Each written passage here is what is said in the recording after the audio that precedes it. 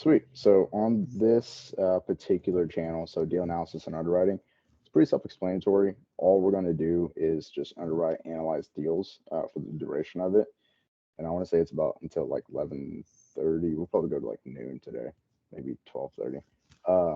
But that's the whole point of it. So if y'all have any deals or anything that y'all want second pair of eyes on, another opinion on, that's where we bring it here and we underwrite everything together. So I'll show you guys like what I see, what my thought process is on, or my thought process is.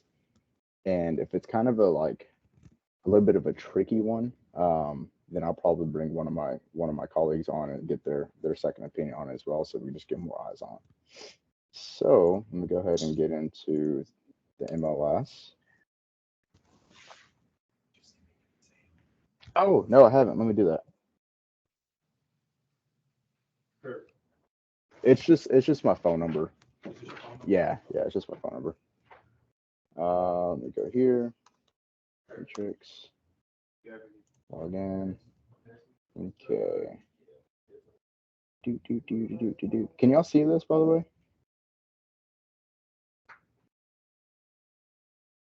Yeah. Okay. Yeah, we can see it. Yeah. Sweet. All right. Let me go back to it. Where is that? There we go. All right, so we're gonna open up this.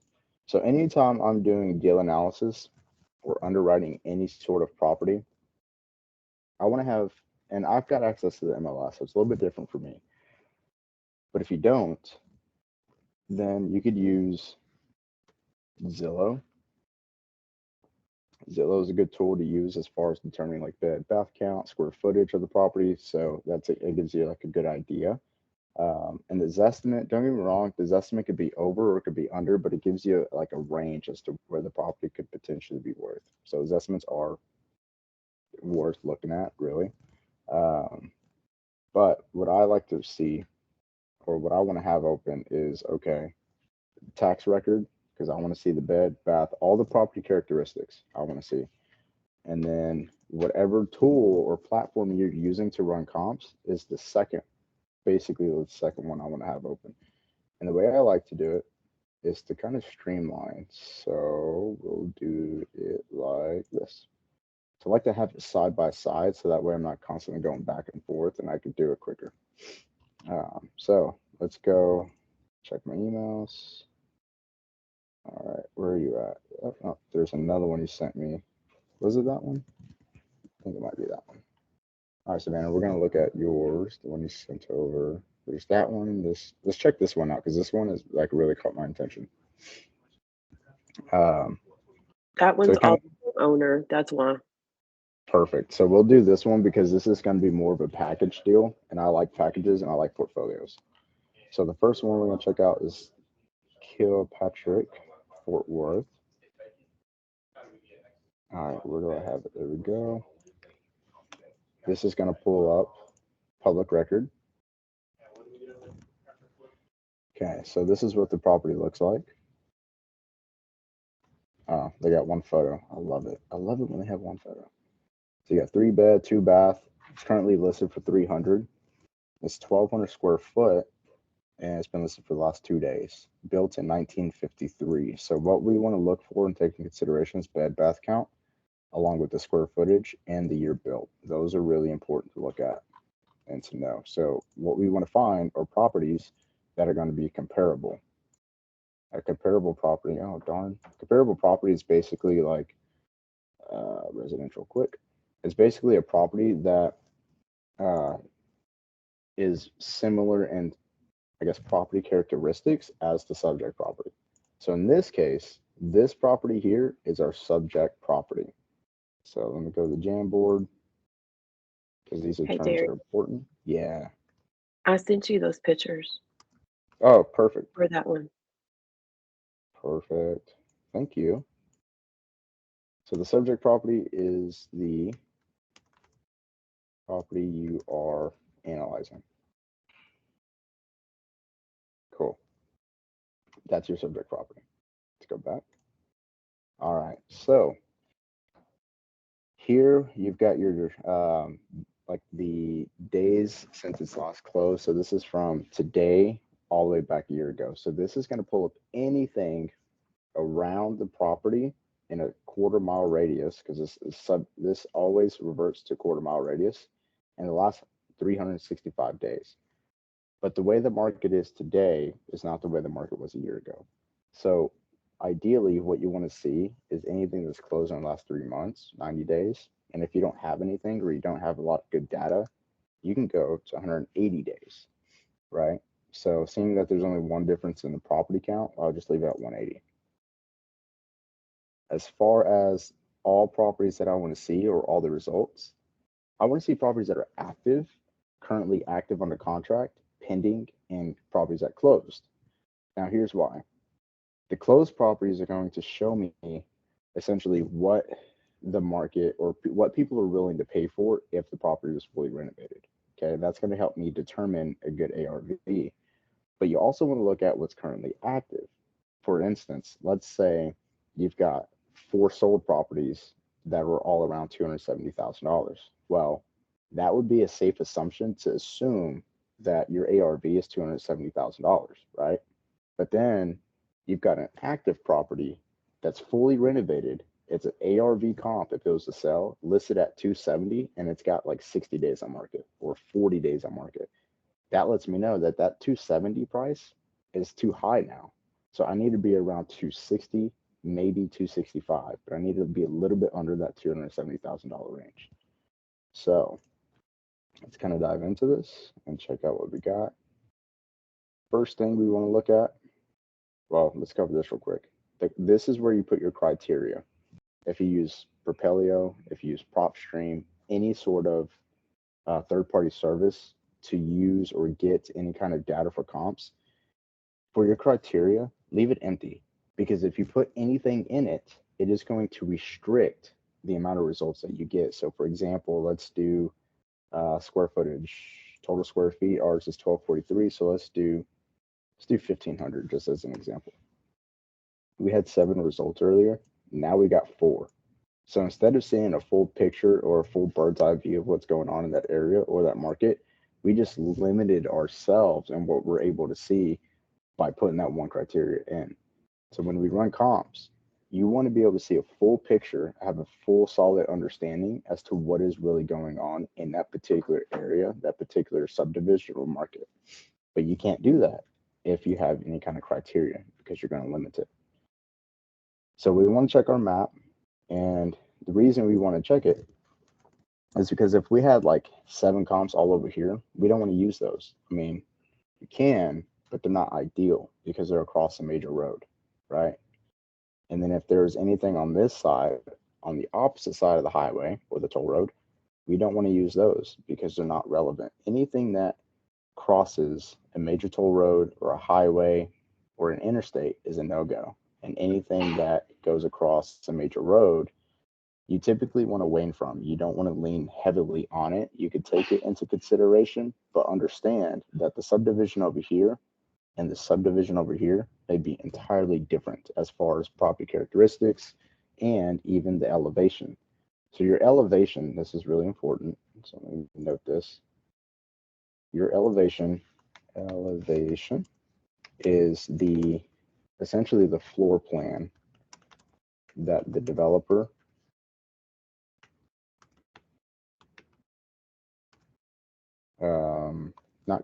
created, we could say created when building a subdivision. So think about it like this. When you go and buy a new build with DR Horton or Lennar or whoever, you typically have anywhere from 5 to 6 different floor plans you could choose from. These different floor plans are also known as your elevations.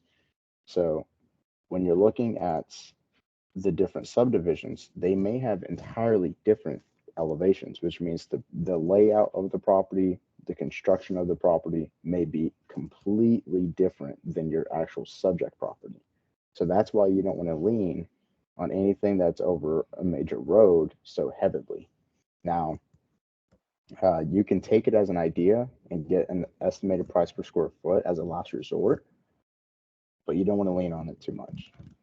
So what we want to look at, our property particularly, is in this little subdivision here in this little corridor. So I won't focus too much on this one because it's an entirely different subdivision in comparison to these properties here. But I do want to make sure that we get all of these as well. So we're going to pull it out just a little bit to make sure it's got all these. See how all those just kind of popped up?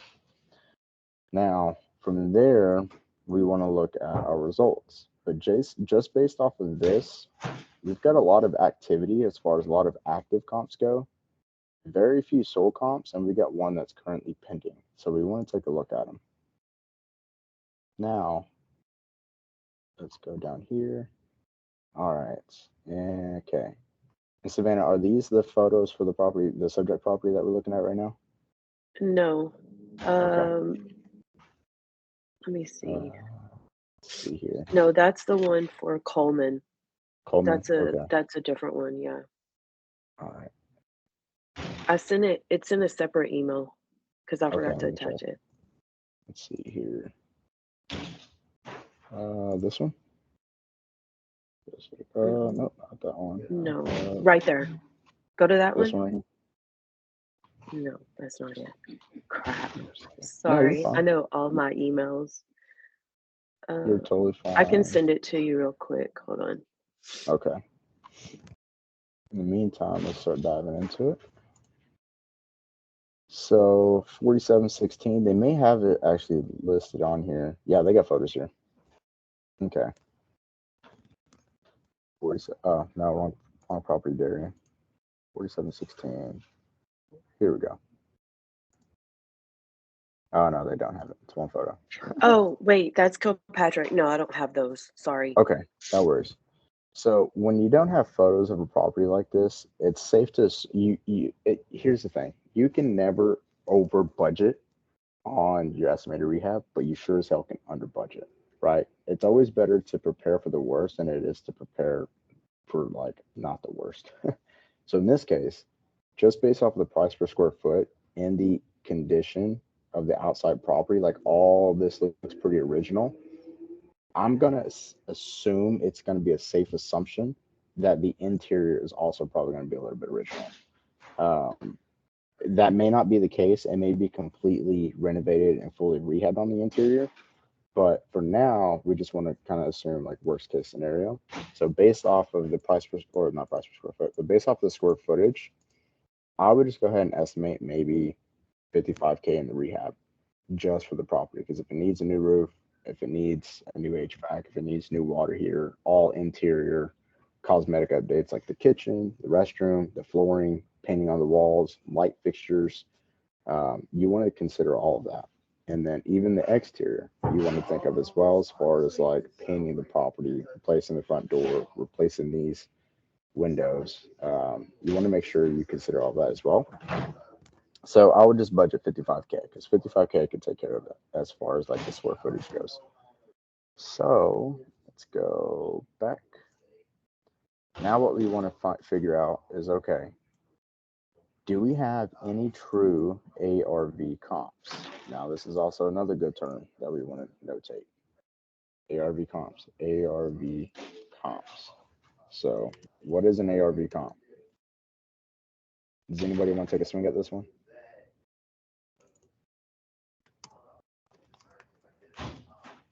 What is an ARV comp? After An repair value. Yes, so your ARV is your after repair value. So after repair value, right? This is going to mean, or this means that the comp itself is fully updated and renovated. Okay, that is an ARV comp. An ARV comp is a comp that shows you what the true ARV actually is if it was fully updated and renovated. So that's what we want to look for. Wrong button, wrong button. That's what we want to look for is like the ARV. So let's dive in. We've got a 3.2, 1,200 square feet, and we're 1953. Okay, so we got 3.2, it's 1,900 square foot. Not very comparable because it's too big. So when we're looking at properties, this is the criteria that we want to keep in mind. Criteria when underwriting. All right. You've got no more and no less than, oh darn, a 400 square foot difference in the subject property and the comps you're looking at.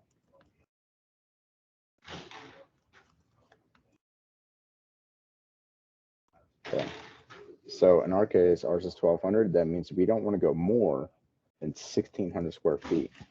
And since it's only 1,200 square feet, we can go as low as we need to. If we had a 700 square foot property, that's fine. We could look at that because it's significantly low. So you could take that into consideration.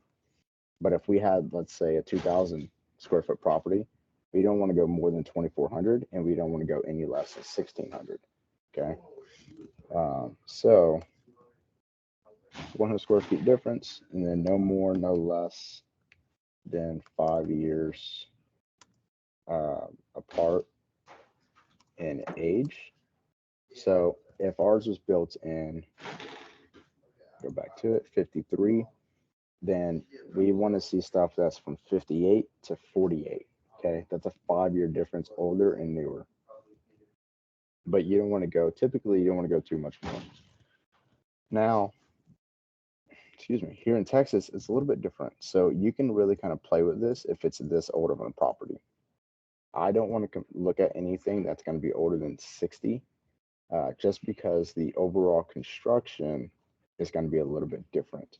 But if I saw a property that was built in the 20s or the 30s or the 40s, I could take that into consideration because our property, our subject property, is significantly newer, right? So that's kind of how you want to play this. So typically, you want to consider the overall construction of the property. So since the 60s and the 50s, 40s, 30s, and 20s are significantly different how they're built, the 20s to the 50s, you can all kind of look at together.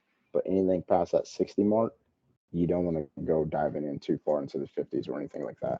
So if it was built in 65, I want to look at and stay with 1960 to 1970. Does that make sense?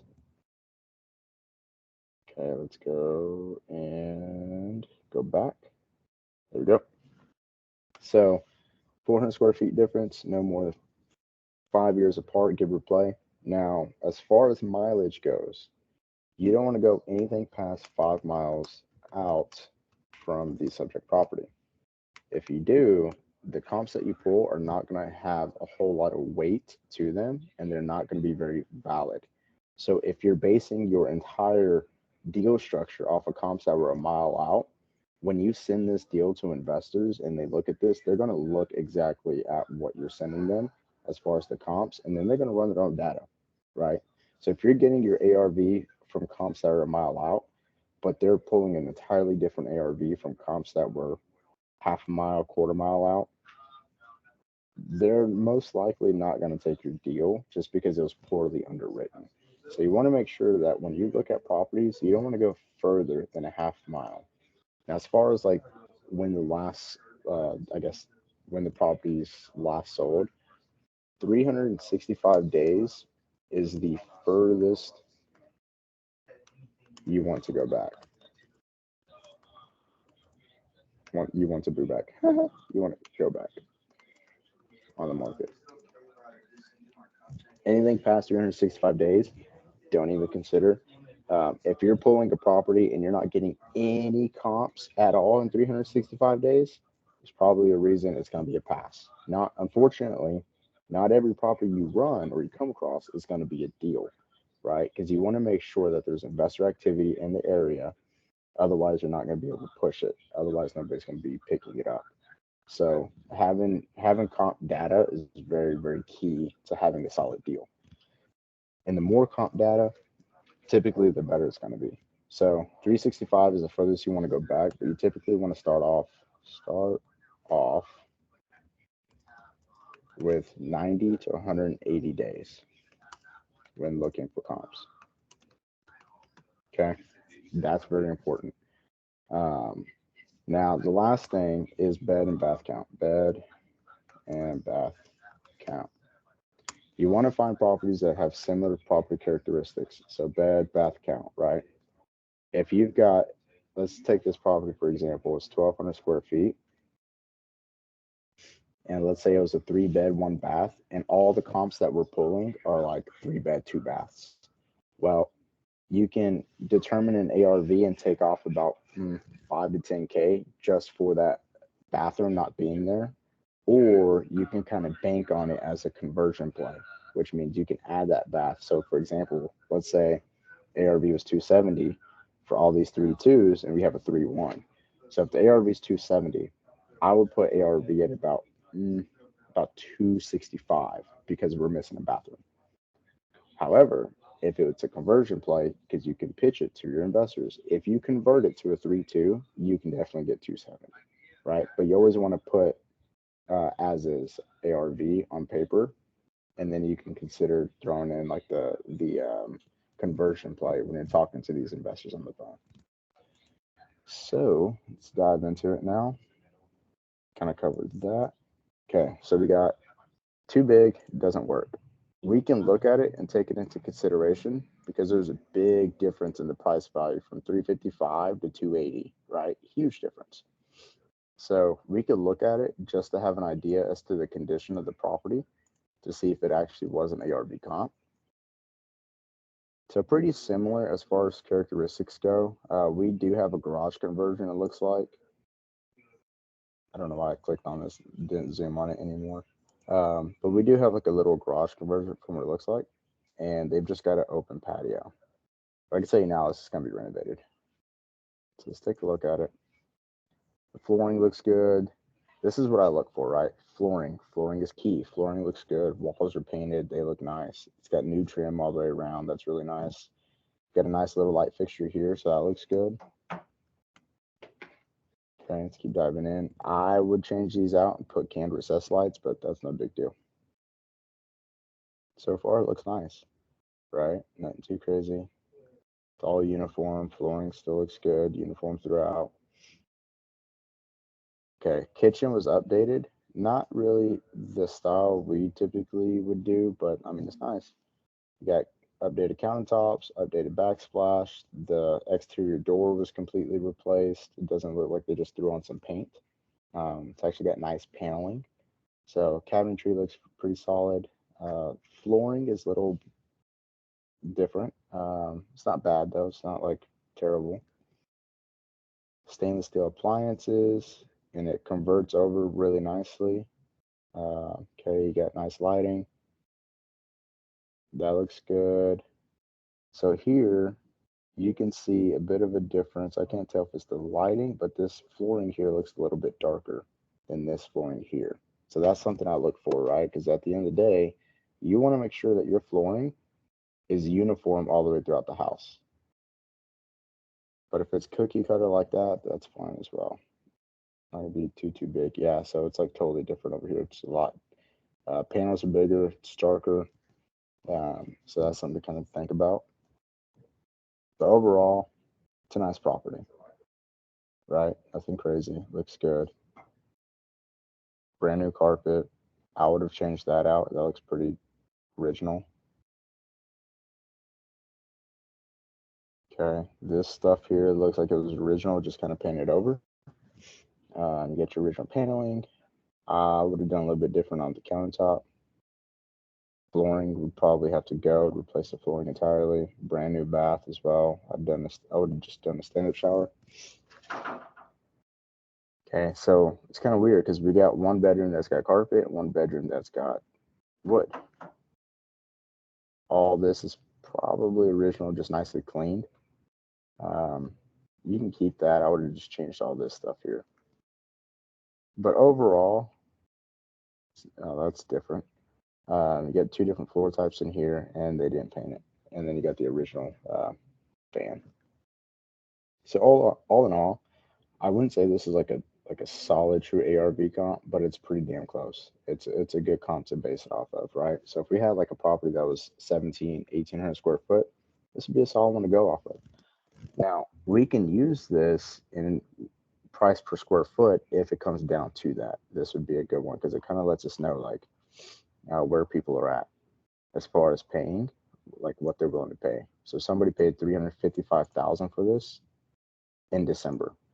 Now, your close date is also very important. You want to consider how recently it closed, because that the more recent of the closing, the more true the ARV is going to be. So 355, not bad. So let's keep going. All right. This is pretty comparable, very similar structure as far as exterior goes. You got this little triangle here, you got our triangle, the front here. So this looks fairly similar. Okay, this is also updated. You got the trim, flooring, fan, canned recessed lights. So it looks good so far. Pretty boring or basic, I guess, kitchen.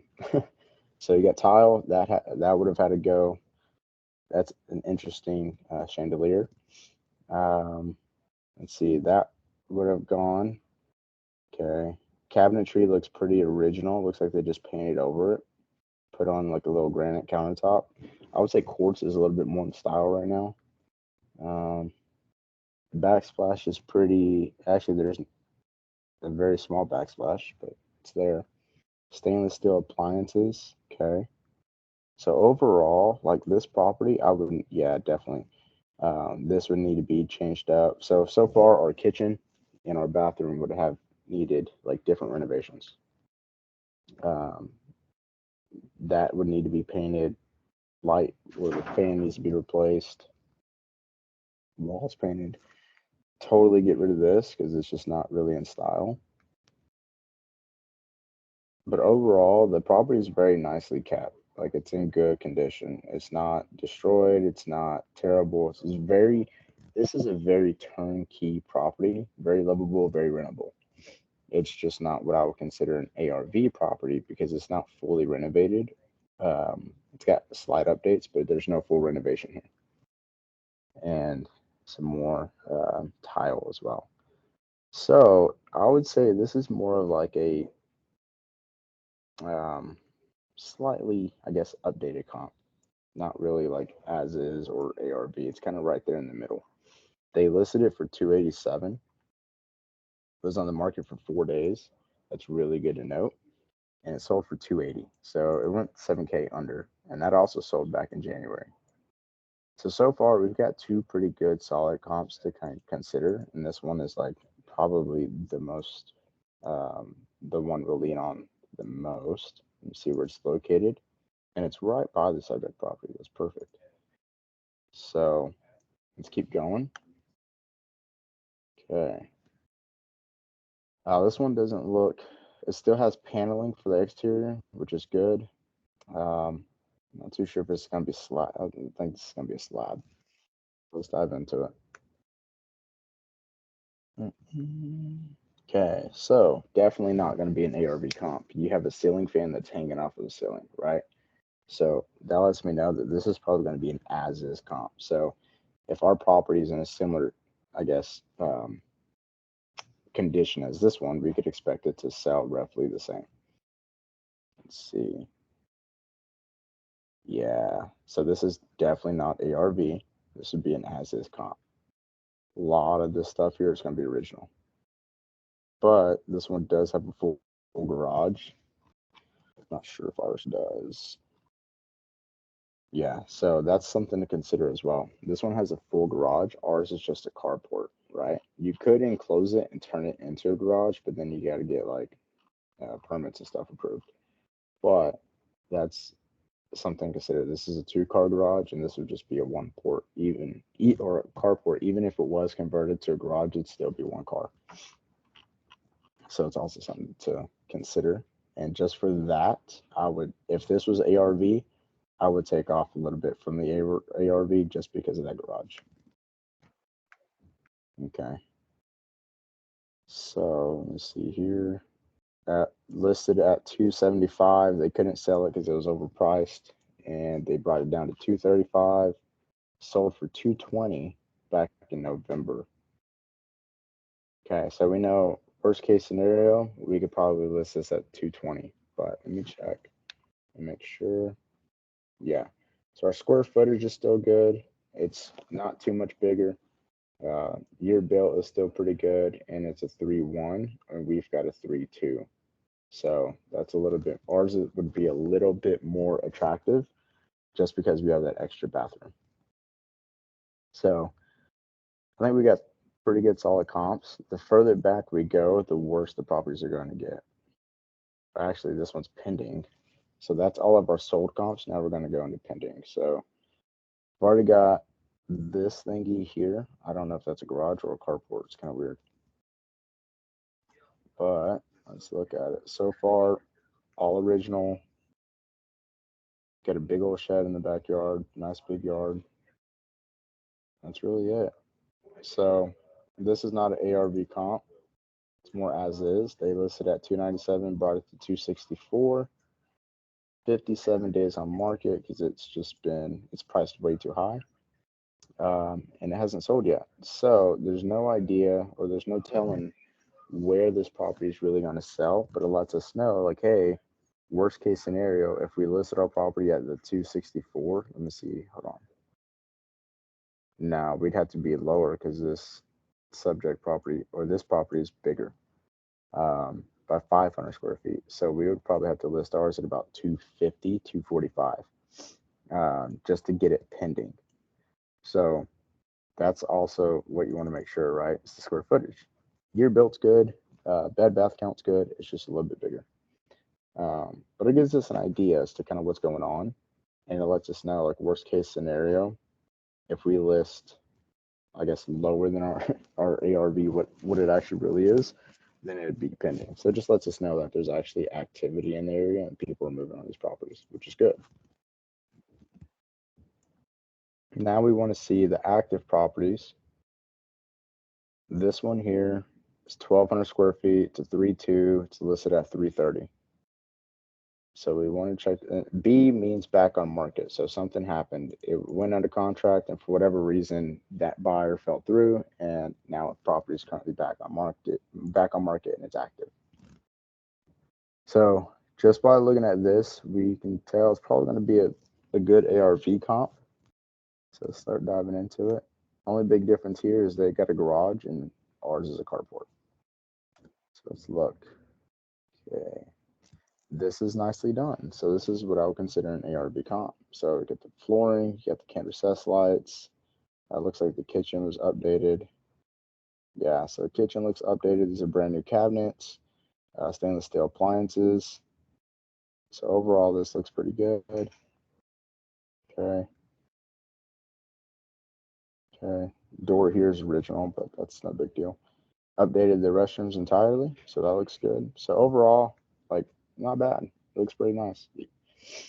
Yeah, it looks pretty nice. I would have changed up the fans, but that's no big deal. They don't look too bad. And it looks like they're at least uniform throughout the house, which is also key. Yeah, restroom looks good in here. Okay. Yeah, so overall, this is what I would consider an ARV comp. Like, this is what we could expect if it's fully renovated, right? It looks like they put it on the market at 345 originally. It's been on the market for 22 days, so not too long. But I want to see the history here. So let's go check this out. All right. So 299. Huh. Looks like whoever bought it is a traditional buyer, because they bought this back in June of last year for 300, and now they're listing it at 330. Very interesting. So let's see here. So it was listed at 345. It went active under contract. Let's see, active went pending on the 15th, so 4 days ago. And then it looks like they had about let's see, 15th. It looks like they had about a 3-day option period because it's active under contract right here on the 17th, and now it's back active. So, not too sure what happened there, but I guess the buyer may have gotten cold feet. But it lets us know if we list our property at 330, then we could expect somebody to essentially kind of bid on it. Well, not bid, but put offer in on it. But because it went back under contract, I would take that in consideration and probably say 325 is going to be a little bit more of a solid number. So that's good to look at, consider. So let's go back and look at everything that we just touched on. All right. So let's take this one in consideration. So the only reason we want to consider this is because of the price, right? What somebody's willing to pay for if the property is fully renovated. And in this case, this property here has been fully renovated and it's listed at 330. So it doesn't meet the 355, which of course it really shouldn't because it's significantly smaller. But it kind of tells us a story. So that lets us know that this agent listed it at 330 and was able to get some kind of attraction built for the property to where it went under contract. So that lets us know, like, hey, we can probably expect the same thing, but if we want to ensure we have more eyes on and create more, I guess, attraction to the property, we should probably come in a little bit lower. So I would put the ARV with that at about 320, 325, just because these properties here particularly are not, well, actually, hold on, because we covered a lot. Let me double check and make sure. Yeah, they're not fully ARV like properties or ARV comps. Yeah. So I would feel confident with about a 320, 325 range for the ARV for this one. Does that make sense, Savannah? I know that was a lot. So let me go back. Yeah, and in the description in for that Kilpatrick, it tells you everything that's been updated on it. Okay, let me see. Wrong one. Let's see. Pops. I think it's this one. Yes. Okay. So it's got new floors, marble countertops. That's probably gonna end up getting replaced, honestly. It's got a new fridge, new ceiling fans. And I think that was it. Okay. It's So on the this actual Zillow listing. is it really? They got it listed on Yeah. like the photos? No, the everything they updated. Okay, let's check it out. Oh, like they got it in the description. Right. Yeah. Okay. Okay. Cabinets, refrigerator, stackable washer, dryer, paint, carpet, LED lights, and fans. Interesting. Okay. It's really done, sanded and refinished. So they put a little bit of work into this. So as far as the rehab goes, I'd put it at maybe 45. I would say 45 for the rehab. So the thing with when it comes to actually, you know what? I got an idea. Let me look at the other photos that you sent because typically that's going to be the same work. Yeah, so that needs renovation. That needs renovation. Flooring doesn't match, so flooring has to be renovated. Kitchen needs to be renovated. Um, these need to go. That needs to go. That's got to go. The countertop has to go. Backsplash. I'd replace backsplash, and then those got to go as well. Okay. Flooring, ceiling fans all need to be replaced because none of them are uniform. They're all different ceiling fans. Cabinetry probably needs to go. Flooring has to go. Okay. Exterior door, exterior work needs to be done. Okay. So this is going to need work. Let's go ahead and say this is a safe assumption as far as like the rest of the other properties in the condition, right? I think this would be a good one to kind of lean on. So if we're looking at all this, yeah, I would say about 45. 45 should take care of it. So let's just assume this one's going to need about the same amount of work. So when you get, this is so funny. It's not funny, it's unfortunate. But when you get homeowners who tell you that they recently renovated the property, if it's not to the standards of like today's market, but it's their standards, it's probably going to need to be renovated. Which means it may, I wouldn't say it's going to be more work for us on the back end, but it's going to need renovations. So in this case, like this property is renovated, but it's not renovated like this property is.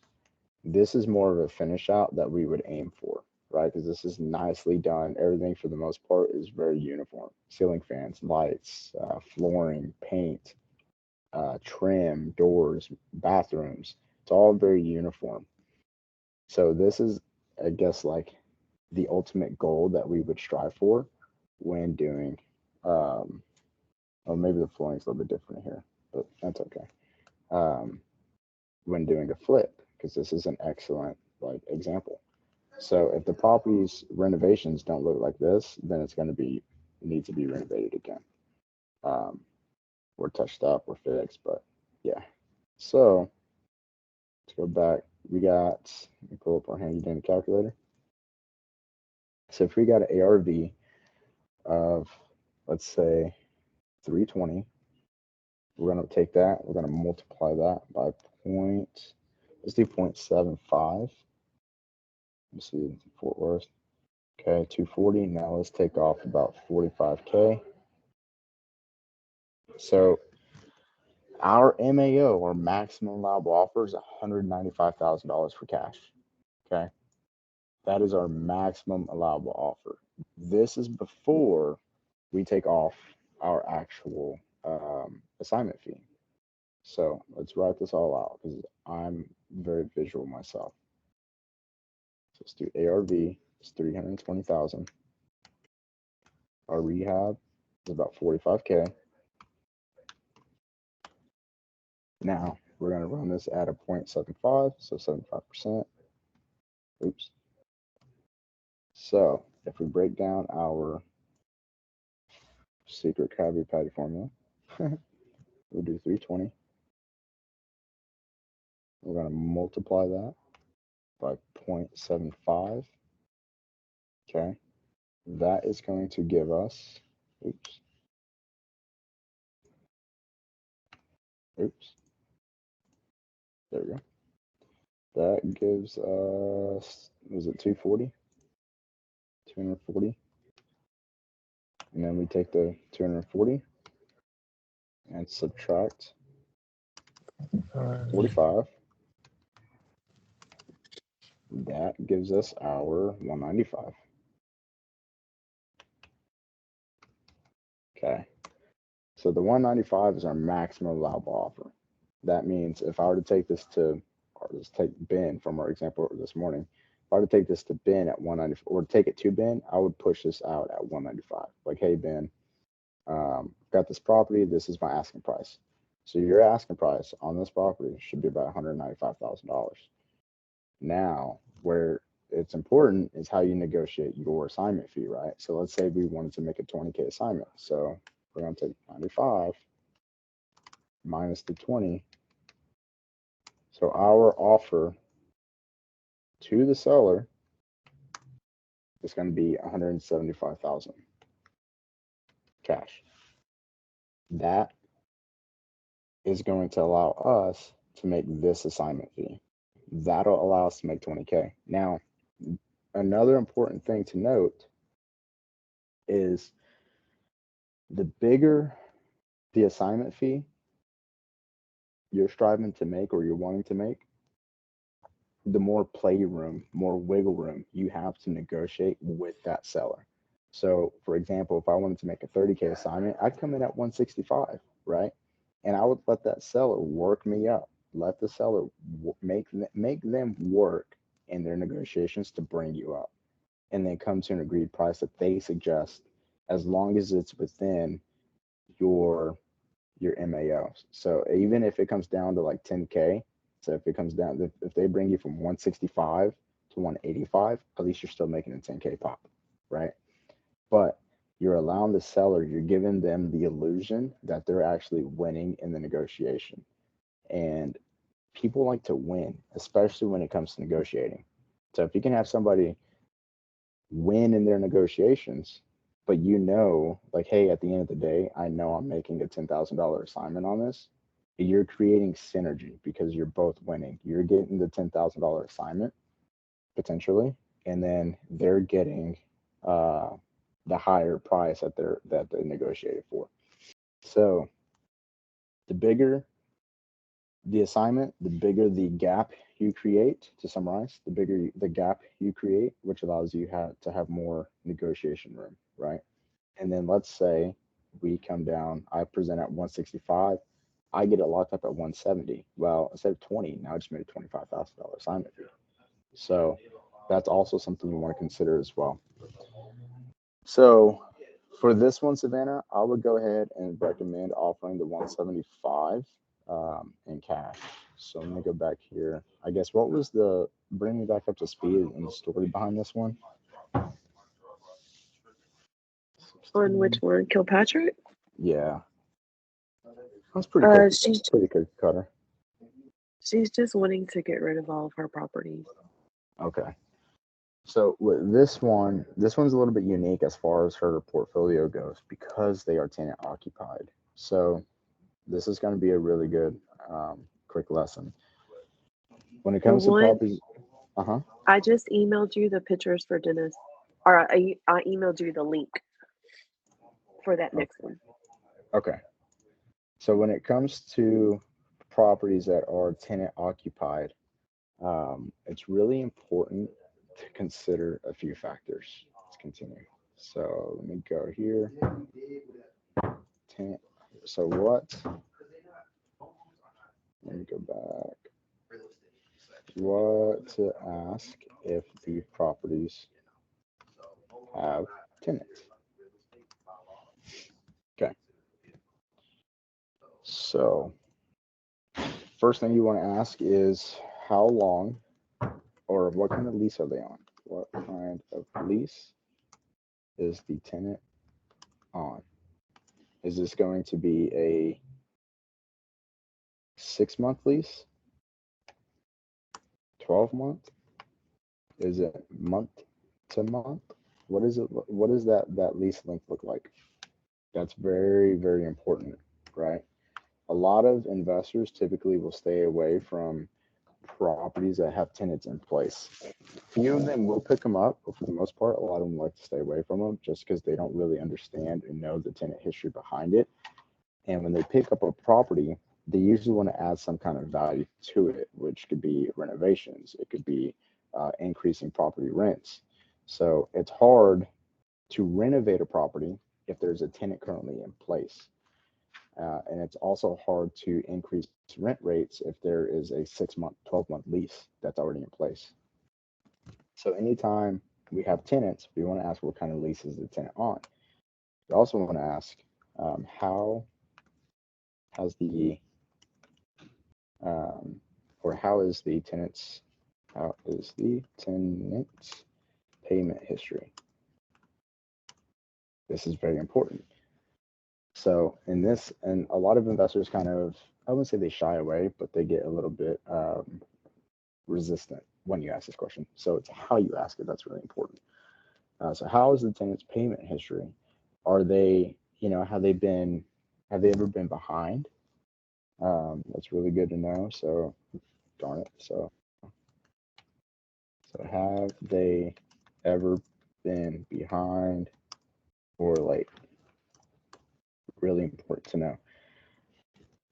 So yeah, have they ever been behind or have they ever been late? Do they pay on time every time? Or do they pay early?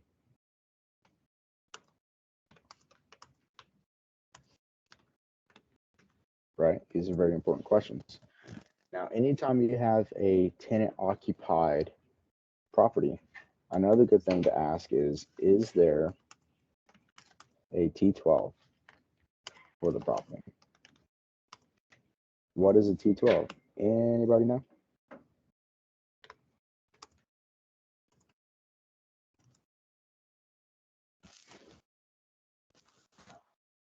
Anybody know? Anybody know what a T12 is? No. Okay. No. So a T12, let me go back to it. Oh, where am I at? Where am I at? Now I got way too many tabs. There we go. So a T12 is known as your your twelling. It's known as your trailing 12 months. And this is going to show us all the financial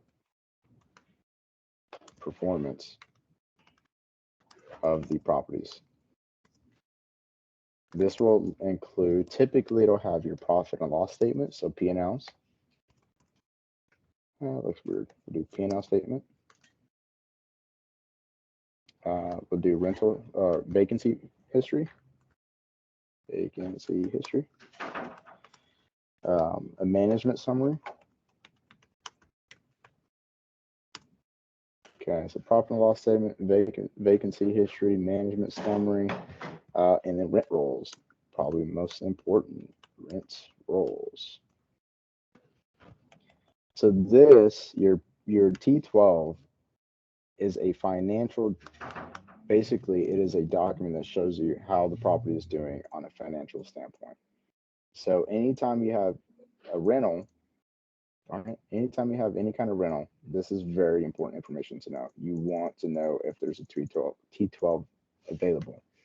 Now, what I've come to find out and run into several times is when it's just like a kind of a mom and pop type of operation, or like a landlord that's doing all the management themselves. That's also an important question to ask. Very seldomly do they actually have a T12 available. So let's go here. That was another good question. So, do you or does the landlord self-manage the property, or is there a property manager in place? Managing the property. Managing the property. It's also a very good question to ask as well. If there's a property manager that's managing the property, then typically getting a T12 shouldn't be an issue. But if it's a property that is self-managed, unfortunately, a lot of landlords do not properly manage the property themselves correctly. And so when they don't properly manage it, they usually won't have a T12. And they're also going to be a little bit more lenient with their tenants as far as allowing them to pay them late. So that's also kind of not a red flag, but that's also something to consider as well. But anytime you have a portfolio, so in this case, even though it's 4 properties, it's still a portfolio. So anytime you have a portfolio, we always want to make sure that we have a T12, or at least we can get one, because we need to see how the property or how the portfolio is performing financially. That's going to allow us to determine a few things. So when analyzing a portfolio,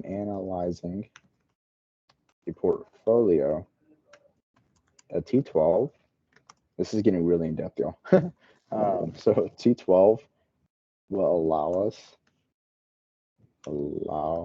us to determine what the NOI is.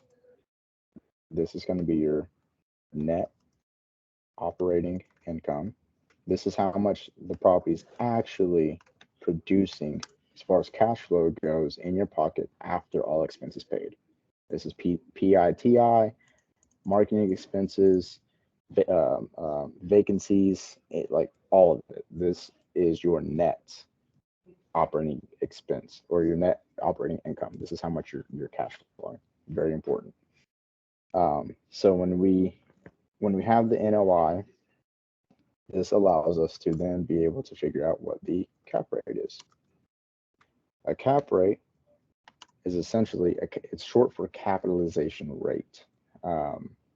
And it can mean several things. So typically, in a higher end neighborhood, you're usually going to have a lower end cap rate. Typically, you're looking, I'd say, anywhere from 4 to 6% for a cap rate in a high end neighborhood. So your location class really is going to determine what kind of cap rate you're going to have. And then you've got, let's say like your, I guess middle class. This is like your B class. Those are going to typically have a little bit higher of a cap rate. So from there, you're looking at like 47%. And then your C class locations, these are the areas that are being gentrified. Those are going to be or have the highest cap rate. So there you're looking anywhere from 7 to 10% for the cap rate. Now, capitalization rates can be used both residential and commercial, but you only really want to focus on it when you have a portfolio of residential properties. When you have a single property, for the most part, you really don't really need to concern yourself too much with it. Most people who use cap rates are going to be really big funds or really big investment firms. But they are important to know. And your cap rate essentially lets you know if there's a value add play. That's the easiest way to put it. So cap rate lets us know if there is a potential for value add. Okay. So these are really important to have. And then having a T12 also lets us know or lets us determine. So let's determine what the cash on cash is going to be. So cash on cash is also very important. Cash on cash. Cash on cash. This is your, this is going to be, darn it, so many notifications. Your total cash invested.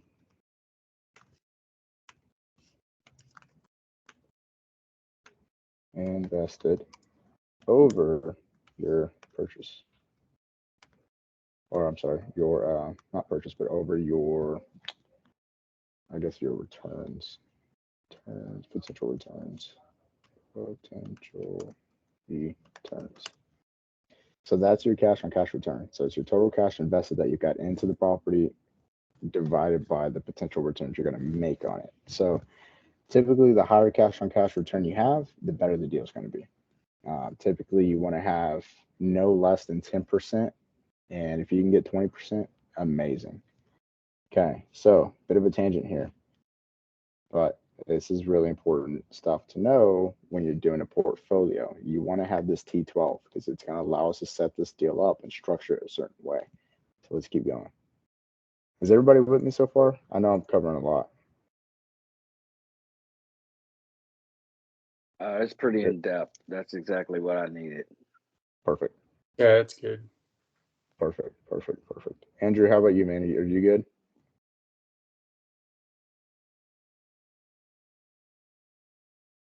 I'm gonna take that as a maybe. So let's keep going. Okay, let's go back to it.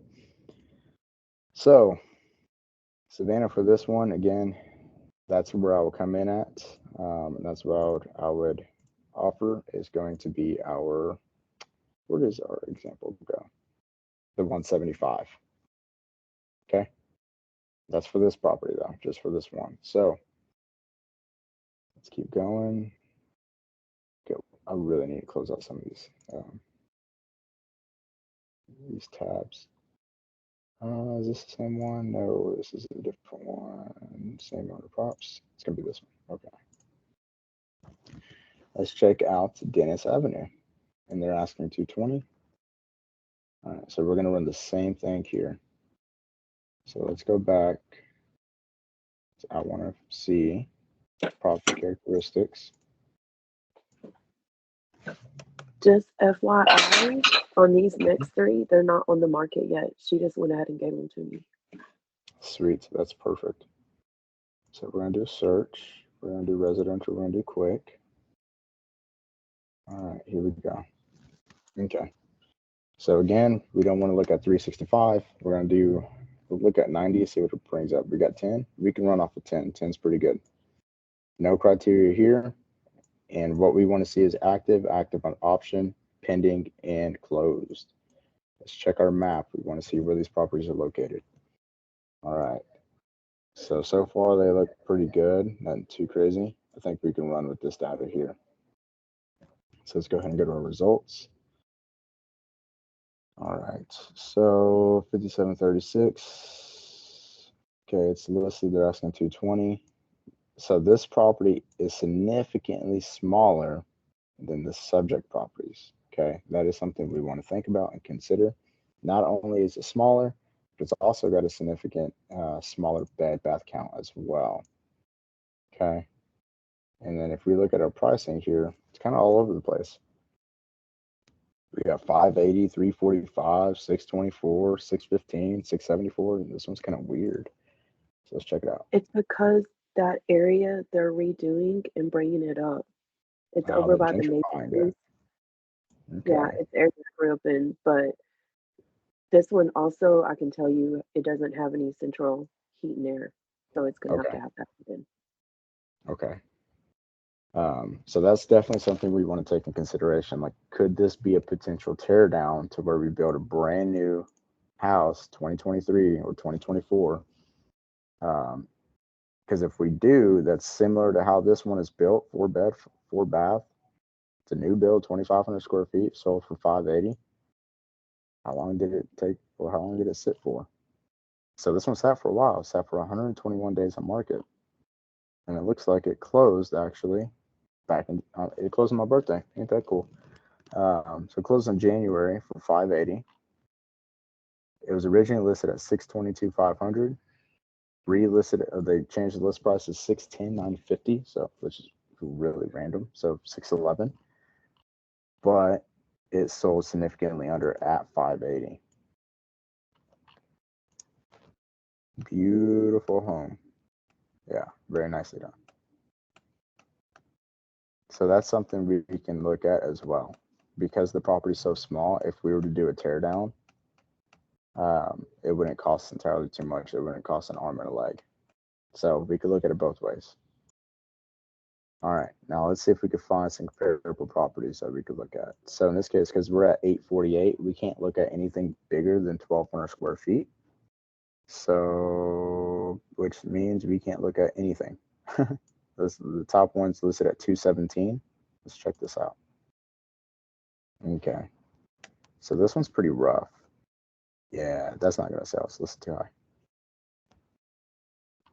Let's see here. Yeah, 42 days on market. It's not going to sell. That's an investment property. That's not going to be approved for FHA, conventional, VA. No type of home loan traditionally is going to approve this property just because of the amount of, or just due to the property condition. So that's something to really like keep in mind and consider.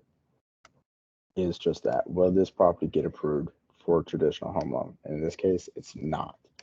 So the seller's best bet is to sell to an investor, not a traditional buyer. Yeah, that's funny. Okay, so 217, this is way too high. We don't have any good solid comp data here. But again, we're only looking at 90 days. So what that means is we can change our criteria to 180 to see if we can get some more data. Okay, so we're at 180 days. We got 13 matches. Let's see what we got here. Okay. All right. So basically same thing. Nothing here is really truly comparable for this property particularly because it is so small. So oh darn. So your best bet for this one is probably going to be a teardown. And the reason I say it, one property, but you did send photos. Let's see. Dennis. Hey, thanks, Kelly. Okay. Let's see. Okay, so yeah, all this stuff is original. There's nothing nice or fancy or anything like that. Okay. Yeah, you got window units. Savannah, you mentioned that. So yeah, that's a big value add there. Okay. Yeah, so at this, depending on how you look at it, this is one of those tricky ones I was telling you. Depending on how you look at it, you can consider the lot value and take it and run it um, as a teardown, a potential teardown, because you do got a few new builds coming up that are around the 600K range that are pending. That's really nice to see. Like that's not bad at all. So let's check these out. So this one's sold at 580. So I know a bare minimum 2,500 square foot, 580 solid. Let's do 2,500, 624, 615. That's a big difference. It's a big difference between that last sold comp too. So this house over here and this house over here, definitely new, gentrifying the area. Okay, not bad, nice. Nicely done. Let's check out this one. Same thing here, these houses are new. Nicely done. So what that's telling me is that they're tearing down the smaller properties that were previously in these lots, unless they were the lots were completely empty. They're tearing them down and building up these bigger homes, right? So this area eventually, once it's all done and they've done the whole thing, it's going to be like it's going to go from like a Class C area to potentially a Class B to a Class A. Now let's check this one out. Okay, so this is nicely renovated. Not a fan of the backsplash, but for the most part, it's decent. Ceiling fans aren't uniform. Well, it's the same room. Yeah, it's the same room. Oh, yeah, that's a no-go. The whole thing has to go. Okay, so the house is updated nicely, but there are some things I would definitely change, especially when it comes to the landscape and the fencing. That needs grass and that needs a new fence. Okay, interesting. So what did this? It's been on the market for 180 days because it's listed. No, they brought it down. It was listed too high. They brought it down by 40 grand. It's currently pending. Get another new build. Okay, this came down from 343 to 340 or 315. Okay, interesting. Very interesting. Okay, so in a market like this, things get a little bit funny. And this one's on the same street. This is on Dennis Avenue. See, it listed at 320, brought it down to 297, 70 days on market. Okay, so that's kind of telling me like the resale isn't really where it's at in this area particularly. So our best bet would really be a new build because this is nicely done. This is what I would consider an ARV comp, an ARV property if it was sold. It did a great job, but the problem is it's been listed for 70 damn days. That's the big problem here. Um, and it's at 297, so it's sub 300, right? So that lets us know like the market for resale is just subpar. So with that, I think the 220 at the price that they're currently at, it's going to be sitting and it's going to be sitting for a good while. Let me check this property here. It's the same. Yeah, it's going to be sitting for a while too. Yeah, it's going to be sitting for a while. Now I want to see the history on these. Were these properties vacant lots or not? So this was a house prior to the new build that they bought for 123,750. So they bought it for 120. They bought the lot for the house for 123,750. They tore it down and did a whole new brand new construction, and now it's currently pending with 80 days on market. That's a huge profit amount too. If they sell for what they're as potentially around.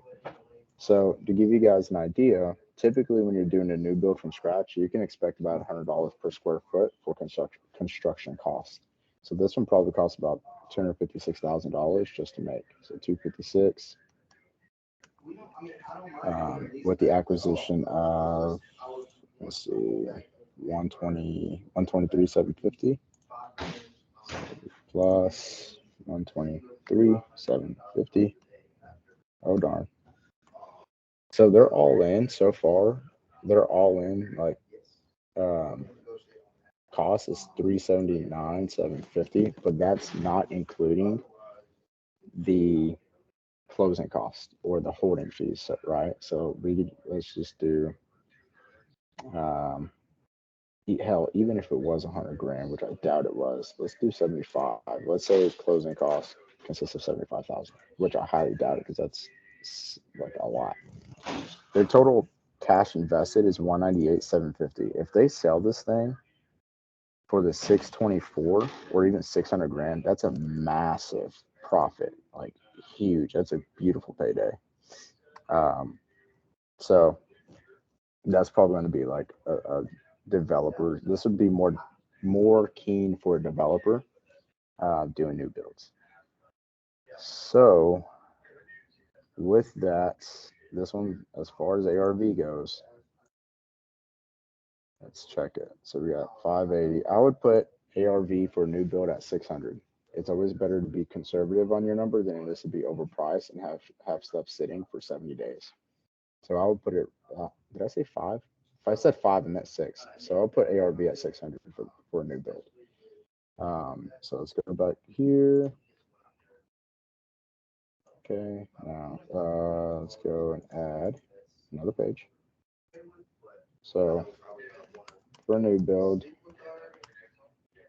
ARV, I would have 600K. It's going to cost, if we do 25 per square foot, about 250,000 for the reno. So reno or the rehab 250K. And for the tear down, because it is small, I would put tear down amount at about 15K. Because this is also very important to include. That is your teardown. Your cost for your teardown is separate from the cost for the actual rehab itself. It's not included. So your total cost for rehab is going to be about 265,000. Okay. Now again, this is if it's a new build. So if we do MAO, run our numbers. Okay, so you do 600 times that by, oops, let's do 0.75. Okay, minus the 250. We're right at 200. If we want to make a 20K assignment, take off our assignment, brings us to 180. So that would be what we would offer the seller, but our MAO would be 200. So this would be 200K. Offer would be 180. 180K. Okay. Now again, this is if you're running it as if it's a new build. Okay. Now, but the as is, I guess, ARV, what we can look at is price per square foot in this case. So price per square foot is always going to be last result or your last ditch effort. So price, we'll do purchase price per square foot. Dang, price per square. There we go.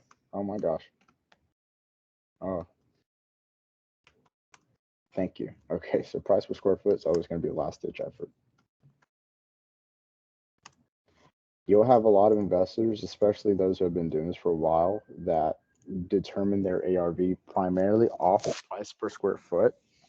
And the reason I am so against it is because you can either very undervalue your property or you can significantly overvalue your property. That's why I'm very against price per square foot. And I've been doing this for so damn long. I've never done or really based off of price per square foot unless it was my last ditch effort. And for the most part, all the properties have been able to get moved. So I would refer to this or reframe using this unless you absolutely need to. So in this case, We kind of absolutely need to because there's nothing really comparable. You're talking about to get the ARV, right? Yeah. If we were to just rehab it. Mm-hmm. So we want to see, we can look at these right here, 15, 15, 14, 15. And the reason I want to say that is because that seems to be the most common square footage in the area. Let me see how these look. And they're renovated. So this is they did good. Yeah, they did a good job on this. So this is a true ARV comp here. Oh, darn. Oh, darn. Where are we at? Where are we at? There we go. So this is a true ARV comp here. So that's a good one. Here's another good one. Okay. Yeah. So this would be a good one. I think they could have done better if they used like just a better photographer, but that's my opinion. This one's probably going to be an ARV comp as well. Yeah. So this, because I know earlier I said there was one with gold that was out of style. This is totally in style. There's a big difference. They did a nice job utilizing gold in here. It looks really good. But the restrooms aren't uniform. So typically, if you're doing a flip, you want to make sure your restrooms are uniform. It's not bad. It's very unique. I like the flooring. The gold looks good. I like the gold. Looks good. Okay. So overall, this is a really good comp to use. Let's check this one out. So this one's not really ARV. It's more updated, but not a real ARV comp. So if we look at the ones we got three solid ARV comps ranging from 385, 345, and 330. So now we want to see when they closed, right? So this one is October. This one is February. So this is a really strong one to use. Like if our property was about 1,400 square feet, I would use this all day long. This is a good solid benchmark. And then this one sold in November. So the 340 range is more recent. So a good solid a good solid ARV would be the 340, 345. So let's go ahead and get rid of this one. Now from here, we want to determine the average price per square foot and see what we get. So we're at price per square foot. Here we go. Average. We're at 223.49. This number here. So we're going to take our subject property square footage of 848. And then we're going to multiply that by the 223.49. So let's do, oh darn. Oh darn, it's not working. Oh, that makes sense. That makes total sense. Okay. So 223.49. And we're going to multiply that by 848. 848. That's 189,519.52 cents. So I would put ARV at about 190 as is. And that's if the property was fully updated and renovated. Now, here's why price per square foot I'm not a fan of. Because realistically speaking, this property could sell for more. It really could. The price per square foot is always going to be lower for a property that has a bigger square footage amount. So, for example, if our property sold for 220,000, or let's say 334. Let's say it sold for 275, right? So if it sells for 275, and we have 848 square feet, our price per square foot would be $324.29. That is substantially bigger than the $233.49. That's like $100 difference, big difference, right? So this would be hypothetically, if our property sold at 270, this would be our price per square foot. So that 270 would be the true ARV. But because we have to go off of the square footage here, it really limits the amount that we could potentially make on the property. So instead of making 270, we're only doing like 290. Does that make sense?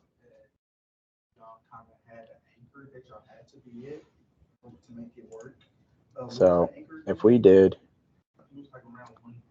our ARV based off price per square foot, we're at 190. Rehab is going to be about 50 because it's a smaller house and it needs a full renovation. Actually, doesn't need a full renovation. Can't remember.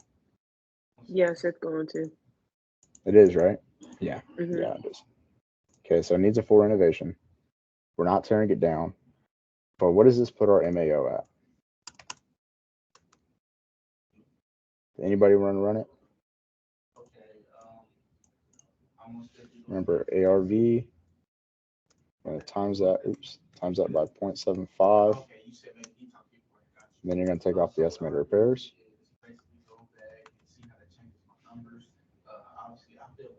92.5. 92.5. Okay. So our MAO is 92.5. As is, like in its current condition. If we were to renovate it, put it back on market, we're looking at 92,500. And if we include a 20K assignment, actually, I would say on this one because it's so slim, I would do 10. So we would come in at like 70. Let me see, 82 with that 87. Wait, hold on, 82, 77. I would come in at 77,500.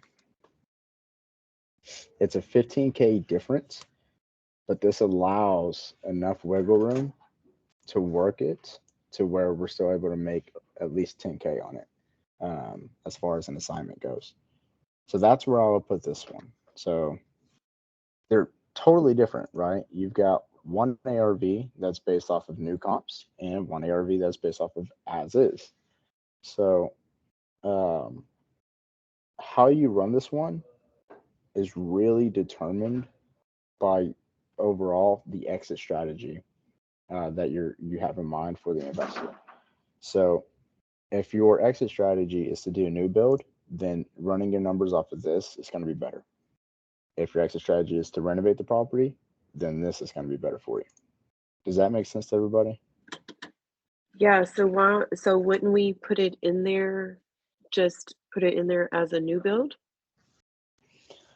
So it's a really, I would look at this as a new build, comp, because let me go back to it. Because it's close to what she's asking, so it's going to be more likely you're going to get it, and then you're going to end up maxing more on it. So exactly. So this, at the end of the day, this here is a lot more attractive to every party than this one here is, right? Like a lot more attractive.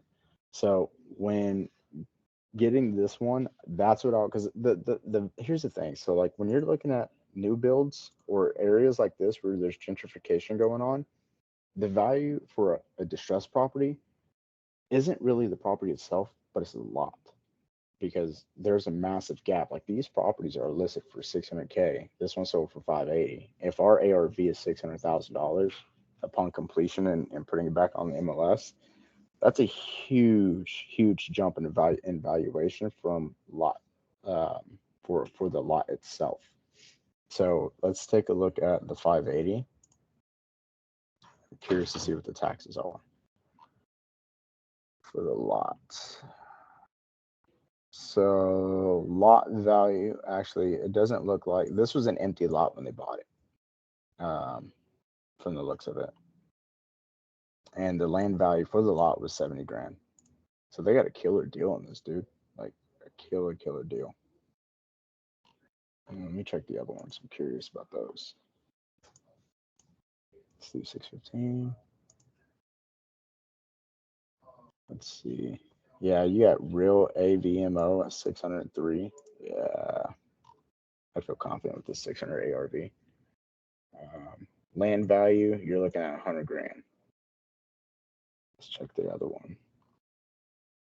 125,000 for land. So as these properties, these new builds, as they sell, that land value is going to go up And like just so you significantly. know, that the next address, the Coleman address, is only like two or three streets over from the This dentist one. one. It's in the same Okay. area. Sweet. Perfect. So yeah, that's kind of how I'd structure this one and run it. Um, and I would base my numbers off of these numbers here because at the end of the day, because this area is being gentrified, it's pretty inevitable that it's going to happen eventually at some point in time. So somebody at some point is going to buy this property, tear it down, and build a whole nother property back up. Because one, it is the smallest property that we've seen so far in this area, which means it's just not as attractive, right? And it's also not going to produce the best returns. Even if you were to rent the property out, at the end of the day, it's only 800 square foot. So would you prefer renting a property out at, I don't know, 16? What do they got to rent at? 1600?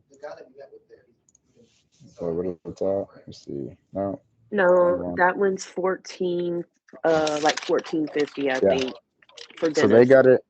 They've got dentists at 1410 a month. So it's like, would you rather have an 800 square foot property pulling 1410 a month, or would you rather have this brand new build at 2000 to 2500 square foot pulling, I don't know, 2000 to $2500 a month? So people are going to be more willing to pay for a bigger, nicer property than they would for this little bit 800 square foot property that's in terrible condition. Um, so that's going to be I guess, like the big value play here. So when structuring this deal, I would base my numbers off of this. And so you could offer the 180 and work it from there. So that's how I would go about working this property particularly. And then when we push it out, then it's just going to be like a tear down play. Does that make sense? Yeah, it does. Cool. Let's go to this one. So we got Coleman. And that's the pictures. This address is the pictures that's attached to that email. Okay. Oh, okay. So we know it's going to need a full reno.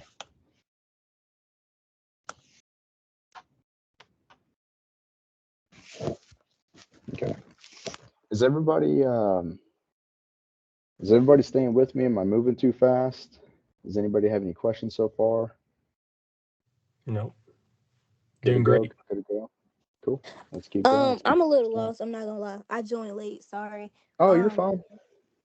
So what platform is this that you're using? Oh, so this is the MLS. Oh, So okay. the process for doing, and we're about to run another one, so I'll explain the entire thing for you. But the process that we go through when underwriting or evaluating a property is going to be the same across any platform you use, whether it's Propelio, PropStream, Batch Leads. Um, I don't know any others. I can't think of any others off the top of my head, but there's several out there. But I just recently got Privy, so I'm Privy, learning there we about go. that. Thank you. So Privy is another one. So the process that we're about to run through is going to be the exact same process on Privy, right? Okay. What I want or what we're going to, let's just dive into it and we'll go through it. And if you have any questions, if I'm moving too fast, stop me. Okay. Don't be Okay. afraid to stop me. All right, let's dive into it. So All the right, next hold up. Let me property, ask this question real quick, Darren. let's do it. At what point are you going to bring the comps in on the landscape? Landscape. Like you had looked at the property and you said, okay, this one's going to need grass and this one is Yeah. going to need this and that. At what point do you look at the property and say, okay, the landscaping will need to be redone? Yeah, so that one particularly, I would think it was a comp that we were looking at. If it's a fully renovated property and it's flipped, typically they're going to take care of landscaping, so it's usually not going to be an issue. But for that Okay. property particularly, if I was the investor who did the rehab, we would take care of the landscaping because at the end of the day, dirt like that is just not very attractive, and you're not really setting up the potential buyer for success. Like Right. you're really not, right? You're kind of doing them a bit of a disservice. But when you're looking at your subject property, when you're taking your estimated rehabs, that's when you want to consider, like, okay, does this property, is it going to need landscaping? Do any of the trees need to be trimmed down? Do any of the shrubs need to be trimmed down? Are there patches of dirt like that one property that need to be filled in where grass needs to be put in place? Is there a flower bed? If there is a flower bed, is it in terrible condition? Does it need to be, I guess, like brought back to life? So that's when you want to like really consider the overall landscaping for your subject property, is when either you're walking it in person or they send you photos of the exterior and you can see just how the overall landscaping is on those photos. Does that make sense? That makes sense. All right, I got Perfect. one more for you. Shoot I it. was totally wrong on my estimate of what it's going to take to rehab a property. Can you give me the stages of it, like light, medium, heavy, and what numbers those would range in? Yeah, that's a really good one. So, and this is also going to really depend on the overall, let's go to another one, the overall square footage, right? So what does a rehab look like? Rehab look like? Okay. That's a really good question. And the more you do this, the more you'll be able to see a property and be like, okay, it's going to need this. I know it's going to need this amount. So we'll do light. Let's do medium, heavy. Darn it. There we go. And lastly, we'll do a teardown.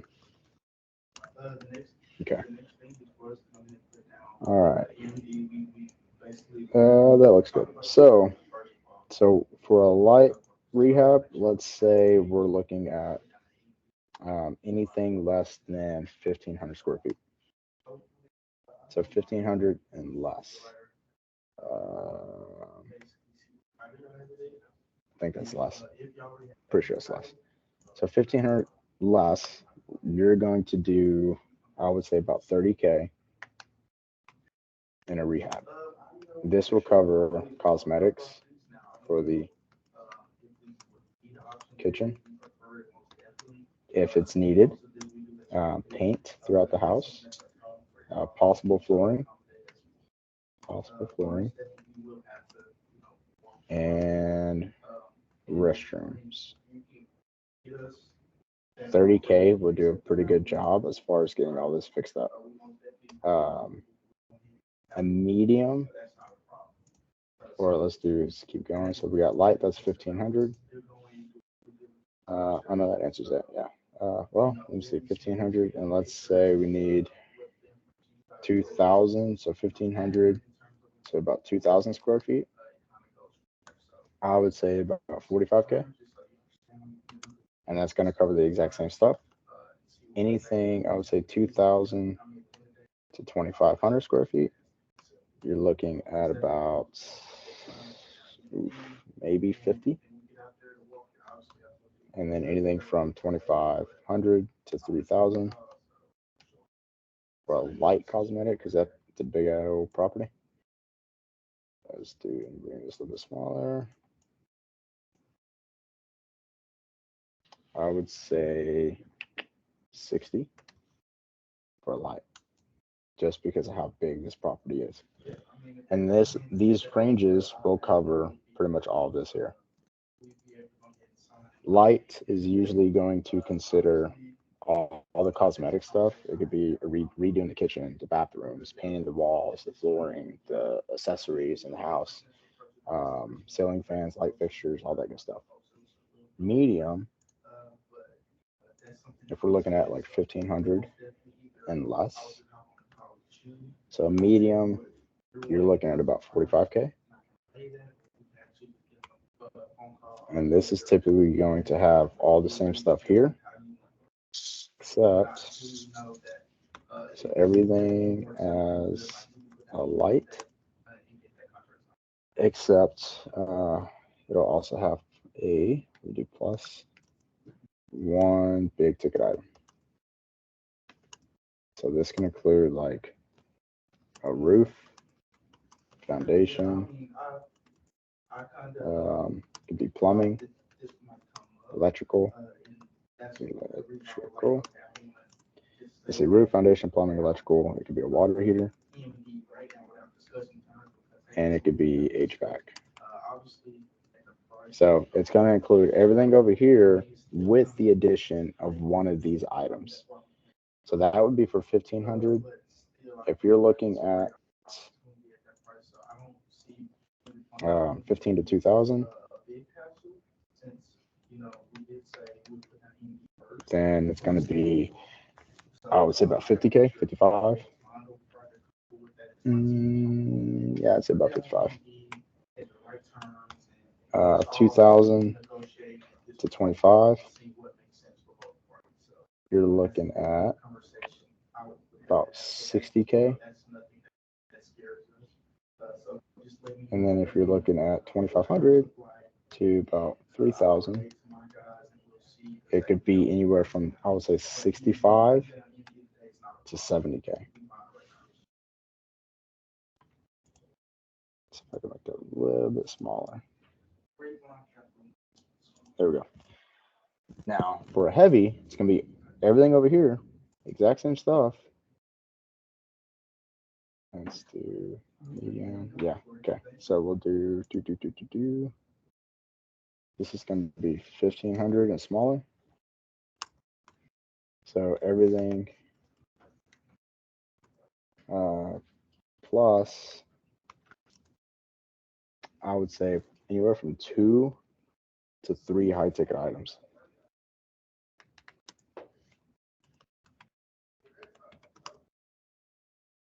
So that's going to include, it could be roof, your foundation, and your plumbing, or it could be roof and foundation. It could be roof, electrical.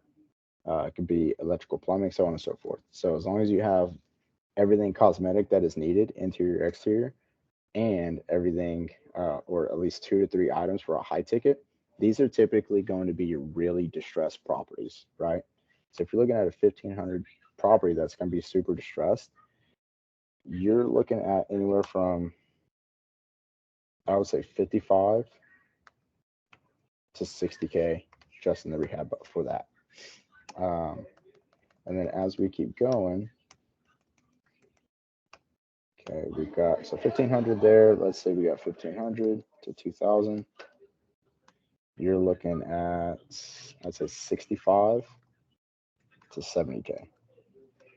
From 2,500 to 3,000. No, I'm sorry, 2,000 to 2,500. You're looking at about 75 to 80. And 2,500 to 3,000 square feet, you're looking at about 85 to 90. Quick question on the heavy, would that be considered like down to the studs, or would that be more like, would down to the studs be like more down to the tear down? That would be more towards like a tear down. So if you have anything down to the studs, if it's a 1,500 square foot, you can really consider it as a heavy, if you plan on keeping it. But if it's down to the studs and the house is completely gutted, you're looking at about 85 to 90K just to, I guess, build the house, because you're basically building it from scratch for the most part. The only thing you're not having to worry about is the framing. So yeah, it doesn't necessarily have to be a tear down per se if it's gutted. Or I won't say most, but there are several investors out there who actually prefer and really like houses that are gutted, because it allows them to have the ability to really kind of create it how they want. And they don't have to worry so much about like pulling out the electrical or having to go under and redo all the plumbing.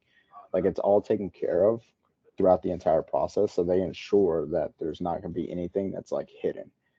So you got a lot of investors who do prefer like properties down to the studs, but you want to consider the amount it's going to take to pretty much bring that property to life.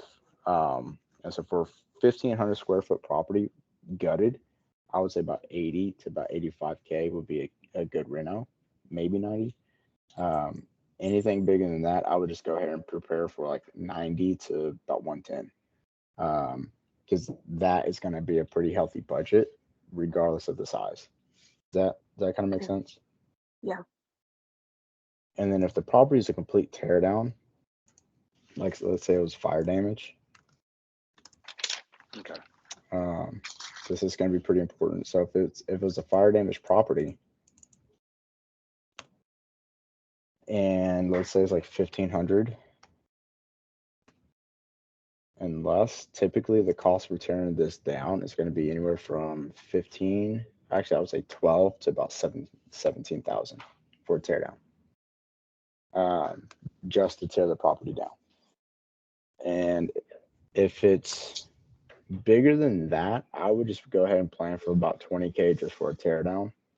Anything over, like, I would say, let's see, it's 1,500, so let's do 1,500 to about, all right, bro. So say 1,500, you're about 2,500 square feet.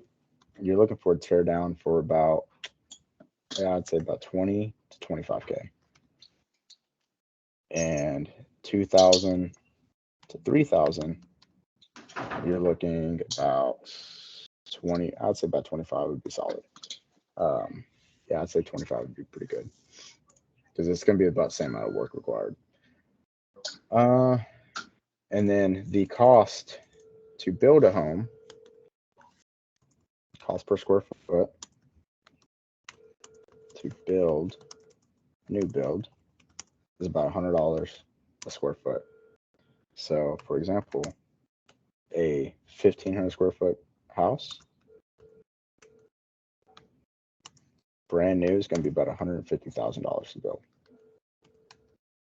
There you go. Does that make sense? Sound great. Perfect. All right. So, anybody have any questions on this? I do. What you got?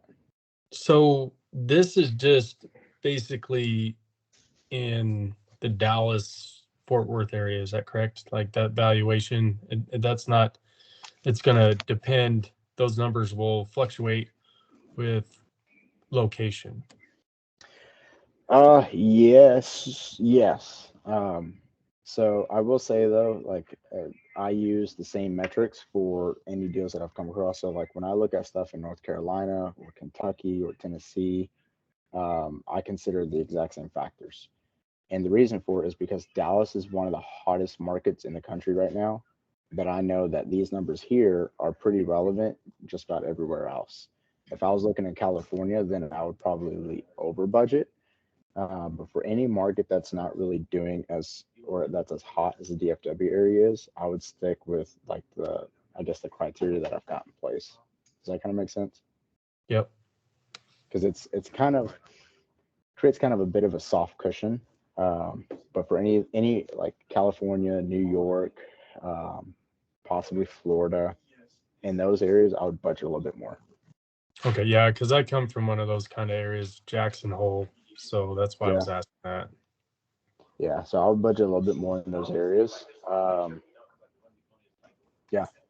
I wouldn't budget like significantly more, but it's always like it's always better to over budget than it is to under budget on your rehabs. So if you're unsure, if you tag on another 10, 15 grand, it's not going to hurt you. It's actually probably going to help you a little bit. So if you're a little bit unsure, you could do that, or you could actually just reach out to somebody kind of that's in like local and just pick their brain on it and figure out like, what are you guys typically looking at as far as like rehabs go for like a 1,500 square foot house that needs full cosmetics and like 1 to 2 high ticket items. And I'm glad you brought that up too. I'll get a buddy of mine in Florida who's a pretty big investor down there, and see if he could run one of our, like, I won't say run, but if he could join in and provide some feedback on his market particularly, because that's going to help us kind of figure out like where we would be, if that makes any sense at all. Yep. Could you go back to that screen real quick? Yeah. Sorry, I just want to finish writing something. No, you're totally fine. You are totally fine.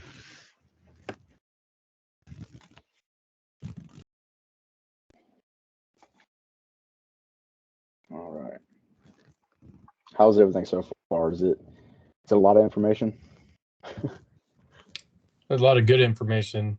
Thank you for doing this. This is awesome. So Sweet. really appreciate your time. Yeah, no, of course. That's why I set this whole thing up. Because I've been a part of like a lot of different courses over the 9 years I've been doing this, and there's a lot of information they don't tell you.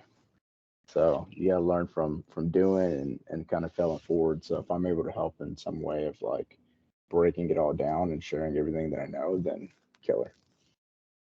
All right, You have a airborne shirt on. Were you in the military? Yeah, so it's kind of funny. Well, I won't say it's funny, but I did 6 years in a long range surveillance unit, and then I did about almost a full 2 years as a private contractor in Afghanistan. Oh, okay. Cool. Are you going to be at that Dallas meetup? I will be. So the Aspire event, and then the one that Pace is going to be at. Right. Yeah. Just Yeah. I guess the birthday. It's from Round 7 to up. 10. Yeah. Yeah, I'll be there. I'll have to hit you up and ask you a little more about it. I'm ex-military as well, so. Oh man, love it. Well, thank you, man. You paved the way for me, so I appreciate you. Yeah, thank you. Yeah. All right, let's go back into it. Okay, so we're gonna look at Coleman. So, Savannah, you sent over. I think actually you did. It's in. This is Coleman right here, right? Yeah. That's Coleman. Yeah. Okay. So again, what we want to look at is the property condition. It's not terrible, but it's not ARV, right? So again, our ARV comps are the comparable properties we want to see that have been fully renovated, that have sold, right? Or are currently active. We want to look at both. Those are true ARV comps. This is not an ARV comp because it is not fully updated or renovated. It's livable. And this is, again, a turnkey property because you could put a tenant in place and charge them rent, but it is not ARV by any means. So with that lets us know that it's going to need a full renovation. Excuse me, at least a full cosmetic renovation. And Savannah, Just so do you have? know, that one has got a tenant in it for $19.50 a month. Wow, that's unfortunate. I mean, it's great for the investor, but it's unfortunate for that tenant. That's a lot, man. Okay. Do you know? Do you know how old the roof, HVAC, if there's foundation problems or anything like that? She didn't tell me. No worries. So I like how they say it's fully updated. It's so funny. Yeah. So let's dive into it. Yeah, I just put in there what they told me. I was like, okay, if that's what you consider the full update, whatever. I have a question. The property that was on that email, are those comps, or is that something that's getting flipped? What? So these are the subject properties. These are the properties that we're looking at to determine what kind of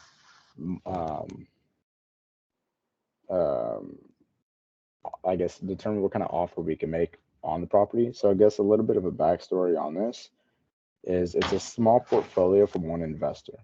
So when you look at a portfolio, typically if an investor has a portfolio, it means they've got several rental properties. Yes. It means that they've got several rental properties in there or as personal assets. So they own a few properties. So that's a portfolio, especially if they're selling them off together, then that's going to be a really good portfolio buy. Well, it could be.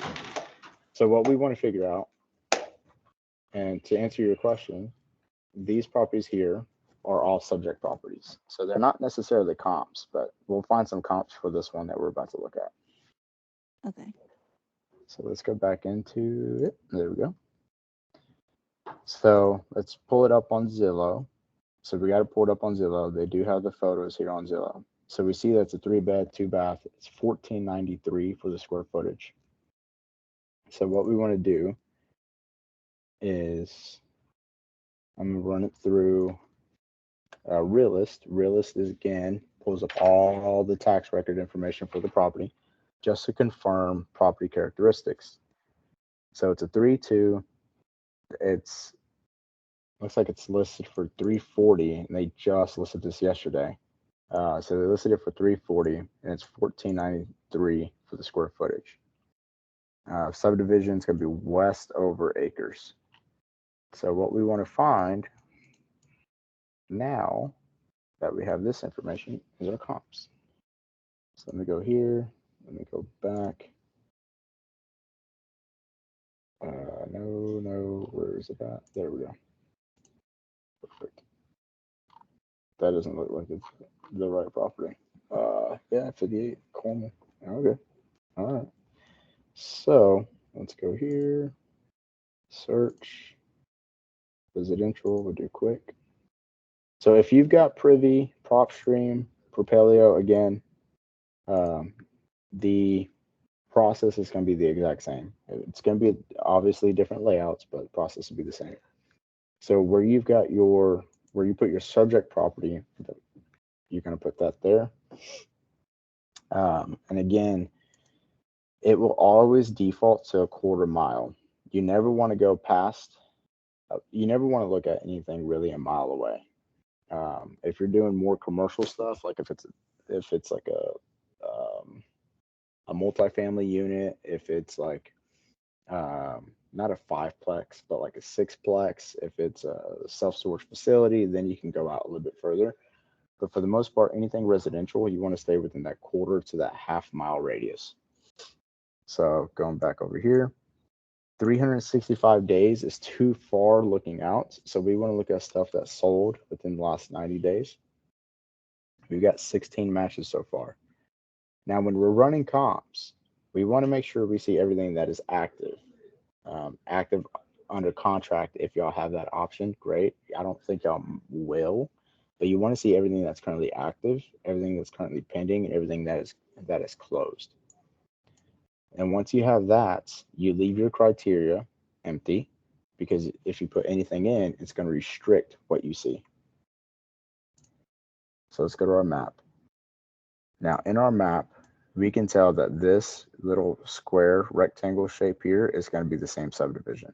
It gets a little bit different over here, and you can tell because the little bitty rectangular shapes here are all pretty similar in size, and they all kind of like start varying in different sizes once you get over here.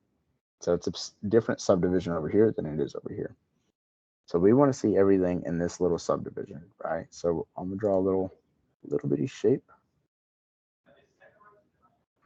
We can come all the way down. But we want to make sure when we run comps, oh darn, you are not picking anything up any major roads or any major highways, because it's going to be a no-go. So we got quite a bit of activity. So let's see what we got here. And again, this is our characteristics for our subject property. It's a 3-bed, 2-bath, 1,400 square foot, built in the 50s. All right. So let's see here. We can see our subdivision name. So here the subdivisions, Westover Acres, Magnolia, but the vast majority of these are in the same subdivision, which is great. Okay. So right off the bat, 2023, 2022, 2023, 2023, so on and so forth, right? We got a lot of new builds in the area, so they're starting to gentrify this area. So just from that, if we can't find any good solid data on this, we could run this one very similar to how we just ran the last one as far as lot value and the I guess the tear down and new build play. So let's kind of dive into it a little bit. 3-2, it's 1,400 square feet, built in 54. Let's see if we can find anything. So 14, 58, 3-2, sold for 345. Let's check it out. So this is probably going to be an ARV comp just by the exterior. It is. So this is the one where they did a good job. They just took like very terrible photos. So this is an ARV comp. So that's a good one to consider. And now we want to see when it sold. It sat for 21 days. And it sold 6 days ago. So this is a really strong ARV comp. So right off the bat, we're already in the 345 range. And it was listed at 340, 350, so it was only 5K under. So it's not bad at all. So that's a really good one. Let's keep looking. Okay, 307, that's a big difference. So let's check this one out here. 58 build. Oh, I'm sorry, 1,500 square feet, 54 build. And it's a 4.2. So it's a little bit bigger as far as bed goes. This is also probably going to be ARV. Yeah. I would have changed out the ceiling fan, but so far so good. Okay. Yeah. So this is nice property. They missed one ceiling fan, and that was it. But overall, they did a pretty good job. Did a pretty good job. So the question here is, why did this one sell for less, significantly less than one that we just looked at? Well, that's a good question. It sold in November. It sat for 83 days. It was listed at 345, which is about where we're at so far. They dropped it down to 319 or 320, and it sold for 307. It's interesting. So it wasn't overpriced for the most part. I have a question. Uh-huh. To determine the level of renovations that was done, don't we need to see the before pictures? Of this property, of the subject property? Is that so this is subject property? Oh, I'm sorry. No. This is subject property. This is the comp, right? So that comp to determine like the level of renovations that was done. Don't we need to see the before pictures? Because I know you want to like figure out what renovations is going on in that area, right? To determine the price. Does that matter? Sort of. No, yes and no. It matters for your property, but it doesn't necessarily matter for your comps. So in this case, like we don't need to know what the prior, or what the property looked like prior.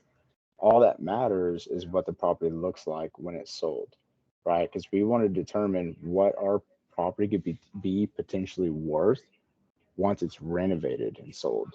So you do have comps that are all original.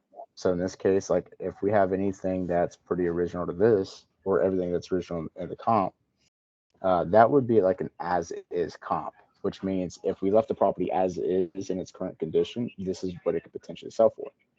But those aren't really the comps that you want to look for when you're doing this. You want to find comps that have been renovated fully. Those are going to show you the true potential of what this property could potentially sell for. Your property could potentially sell for. Does that make sense? Yeah. Cool. So yeah, you typically don't want to overwhelm yourself with trying to figure out, man, what was the condition of this property before they flipped it? So, because it's kind of irrelevant information when looking at yours. All you have to figure out is how much it's going to cost subjectively, how much it's going to cost to fix your property to turn it into this. So how much do we need to put in here to create this, right? That's the question we have to answer. Does that make sense? Yeah. Okay. But for this property particularly, it's a little strange. It's in the same subdivision. They listed at 345. It sold for 307, sat 83 days on the market. So that lets us know that there must have been something on this property particularly that popped up during the inspection that kind of made people shy away from, or that just wasn't covered or fixed. or it didn't appraise at the value that they were hoping for, essentially. And so that's why it came out a little bit lower, because this property did sell back in November.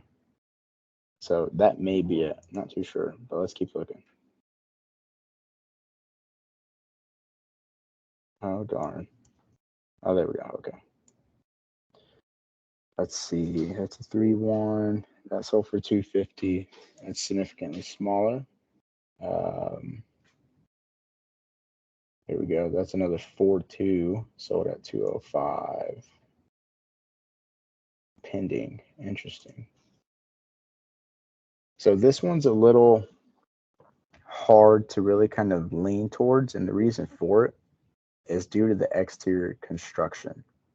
So if you look at the exterior, it's just like, I wouldn't even say concrete, it's just stone. And then we got paneling. So the way these properties are built are entirely different. That's something you do need to consider. And then this one has a lot of wood paneling throughout the property as far as the interior goes. So it's also something you need to take consideration as well. So this overall is going to be an investment property. So I wouldn't really consider this as like a comp or even as is comp, because it's not very comparable. That's active on a contract. That's a new build. Okay, what is this? All right, let's see here. 1,400 square feet. It's a 4-bed, 2-bath, same subdivision. It's got paneling exterior. Yeah, I mean, it's comparable, but this is definitely an investment property. So it's hard to determine like ARV based off of this. That's just a no-go. And it's active under contract at 220. So worst case scenario, we got this property under contract and took it as is and threw it on the market. We could at least list it for 220 and expect to get a contract on it. So very bare minimum, we're already at 220. Let's keep looking. That's a new build, new build, new build, new build, new build, new build. It's a lot of new builds in the area. And this is our subject property. Okay. And this is one that's just sitting because it's way overpriced. All right. So let's go back, check out our ARV, see where we're at. 345. I would probably put this at about 335, just because this property here, it kind of scares me a little bit. Let's see, let's check our actives. Everything that's active for the most part is brand new. Yep. Everything that's active is like a new build, except for the one that we saw 220. Darren, a little insight on that neighborhood is right by a military base, and they building those new houses around it and gentrifying it. So that may have something to do with the price, being that they will look at that newer modeled, and then look at the new models that's right down the street from it and be like, that's probably why it's sitting on market long. Yep, that can definitely do it. That's spot on too, because it's like, why buy a property in this area that's being gentrified versus buying a brand new build in the area where everything's been newly built? Because it just matches. It's a lot more uniform, right? So yeah, no, that's spot on. With this one particularly, I would say it's kind of hard to do a new build pitch. Because there's not really enough sold data to really support it. We've got 2 that have sold, and we've got 1, 2, and we got 2 more that are pending. But well, maybe you can. 4-2, 25, 25, 580, 615, 595, 600 maybe, 7. So if you were to look at this as a new build, you could do like a 600 square foot, or not 600 square foot, but 600 ARV. But because you've got these 2 comps here, you can go both ways on this, really. I would lock it up with these based off of these numbers. and try to pitch it based off of these numbers. So I would put ARV at about 330 for this property. So let's go here. All right, so it's going to be roughly the same stuff here. So we'll do 330. And I would say 50K would be a good rehab. Where does that bring our numbers to? So we got 330. 247.5.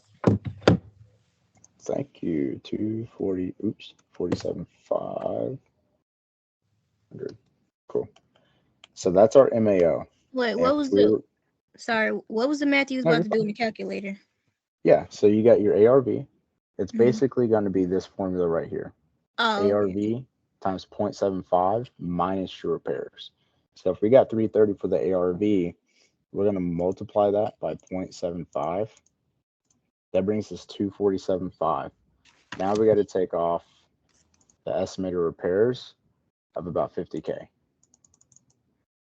So that brings us to 197.5. Yeah. So now we're going to change this because that puts our MA at 197.5. And then minus 20,000 for your commission. Spot on. So that'll put 177. 177. All right. So this is your maximum allowable offer. This is what you're going to sell the property at to an investor. Okay. But in order to make an assignment fee,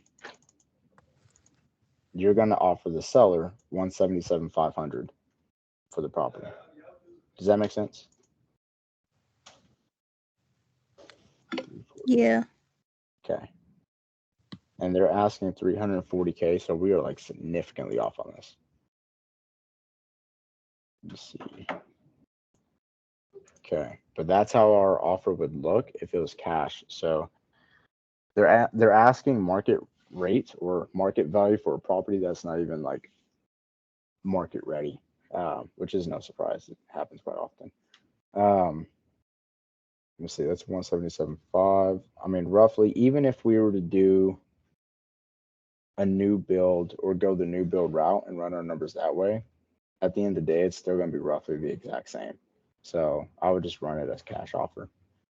Does that kind of help, Savannah? Yep, because I was gonna say that too. By the time you tore it down for the size of it, and then turn around and rebuild it, it's just gonna be about the same amount anyway. Yep.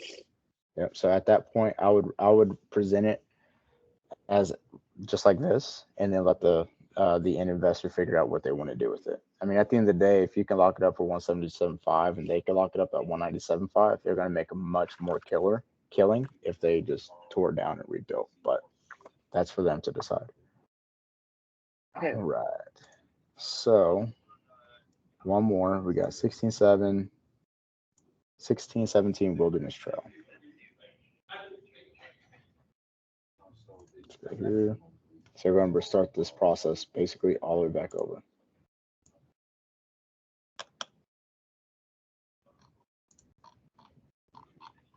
Okay, let's go back over. Oops. Let's go to search. Quick.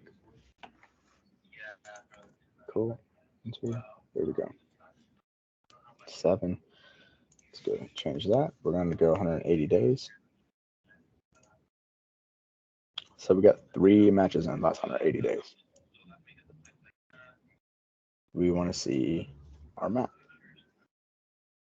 Okay, so looks like we can extend out from up here, here, and look at anything kind of in this area here. There we go. So we got a little bit more to kind of play with. And let's check out what they look like. So our subject property, if we go to Zillow,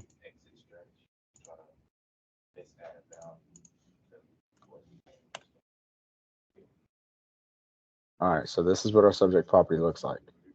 A lot of Garland properties look very similar to this as well, but it's a 3-2, 1,600 square feet, and they've got a price at 329. Not too sure where that came from. I don't know if that's his estimate on this. No. Oh yeah, it is his estimate. His estimate's 329,200. But we'll find out where this price is from. Oh, it's for sale. So they probably listed this one as well. So now we want to run comps on it and see where we're at. Okay, 3-2, 1,600, 1980 build. 3-2, 1,600, 1980. Perfect. So that's at 270. So let's check this one out. All right. So not an ARV by any means. Not even updated. It's very original. So this is a really great example of what an as-is comp is. So worst case scenario, we know as is it's about 270,000.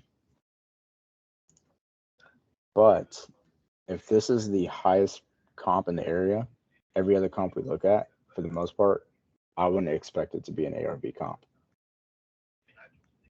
This is updated, not ARV, but it's more turnkey. It's nicer of a condition for the most part. Different floor types, and they're going different directions. It's kind of funny. Okay, so yeah, not really ARV, but it's more kind of mixed between as is and updated. So let's keep looking. Actually, what did this sell for? Sold for 259 back in October. 38 days on market. Okay, same thing here, not updated. 134 days on market, and it sold in October at 231. This is currently active under contract. This is not updated either, and it's listed for 270. 80 days on market. This is a new listing. Okay, so this has a little bit more of updates. Nothing too crazy. And it's listed at 3 there. That's gonna be sitting for a while. So this at 344. That has no photos. It's awesome. Okay, so looking at these, our as-is value is definitely around 270. But the problem here is we don't have any really good solid ARV comps. So this lets us know two things. One, there's no real big investor activity going on in the area as far as soul comp data goes, and as far as flips go.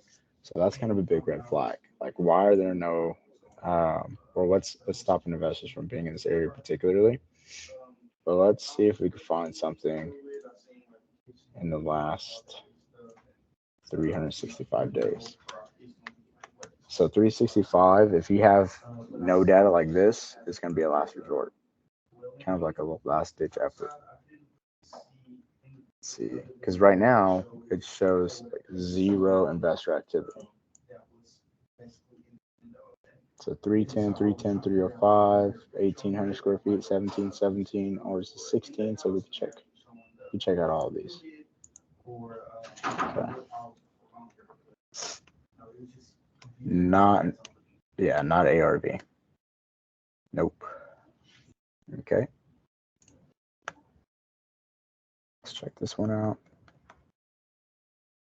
Okay, flooring. Sort of. That's definitely the most updated one. Okay. So this is most updated. It's not the prettiest, but it is the most updated. So it has solar panels. Kind of changes things just a bit. Same thing here. It's just slightly updated, but these updates are more like owner type updates. They're not really investor updates for the most part. 9 days on market, sold back in August. It sold back in June. Oof. So just based off of what we have here, if anything, I would probably say ARVs maybe, it's tough to say, but I'd put it at about 290. If I were to list a property, I'd put it at about 290 just to start it off. So that's what I'll put ARV at on this one. Does that make sense? And then it's 1,200 square feet. 50 should be good.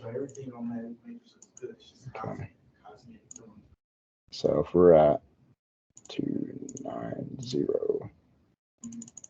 167.5.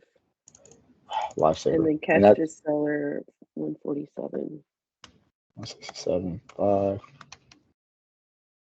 Okay, 147.5. Yeah, if you did a 20 assignment. Okay, sweet. So those are our numbers for this property, which isn't too terribly bad. Oh, wrong one. Where is it at? There we go. Which isn't too terribly bad, but that's where I'll put the ARV at on this one, and that's where I will come in as far as an offer goes. Does that make a little bit of sense there? Yeah. Okay, cool. Sweet. So all in all, I guess, what are the totals that we have so far? As far as cash to sellers? Yeah, like all the offers that we've got total. 180. Cash to seller 177.5. 147.5 and 175. Okay. So let's see. So clear, so 180 plus, oh darn it, plus 177.5, 177.5 plus 147.5. Dang, I done messed up all my numbers. 677.5. Thank you. You're a lifesaver. All right, so all in at 677.5. Yeah.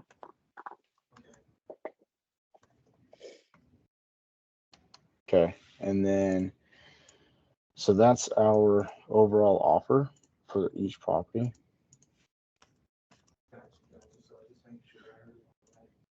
And what was their asking for all of them? Oh crap. I don't have those right now. Oh, come on.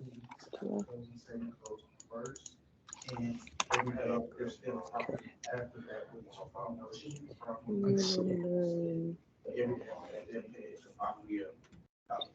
see. I forgot what they're asking for this one. We got it was 1.174. Okay, so we're about half of their asking. All right, so 1.714. No, 1.174.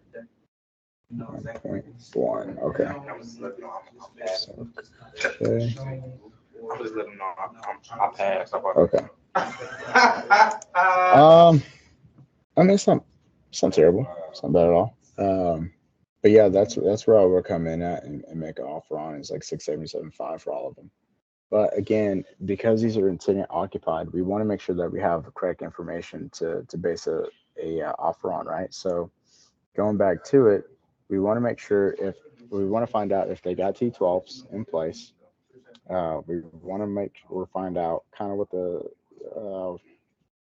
I guess rental or tenant history is as far as making payments on time if there is no T12 in place.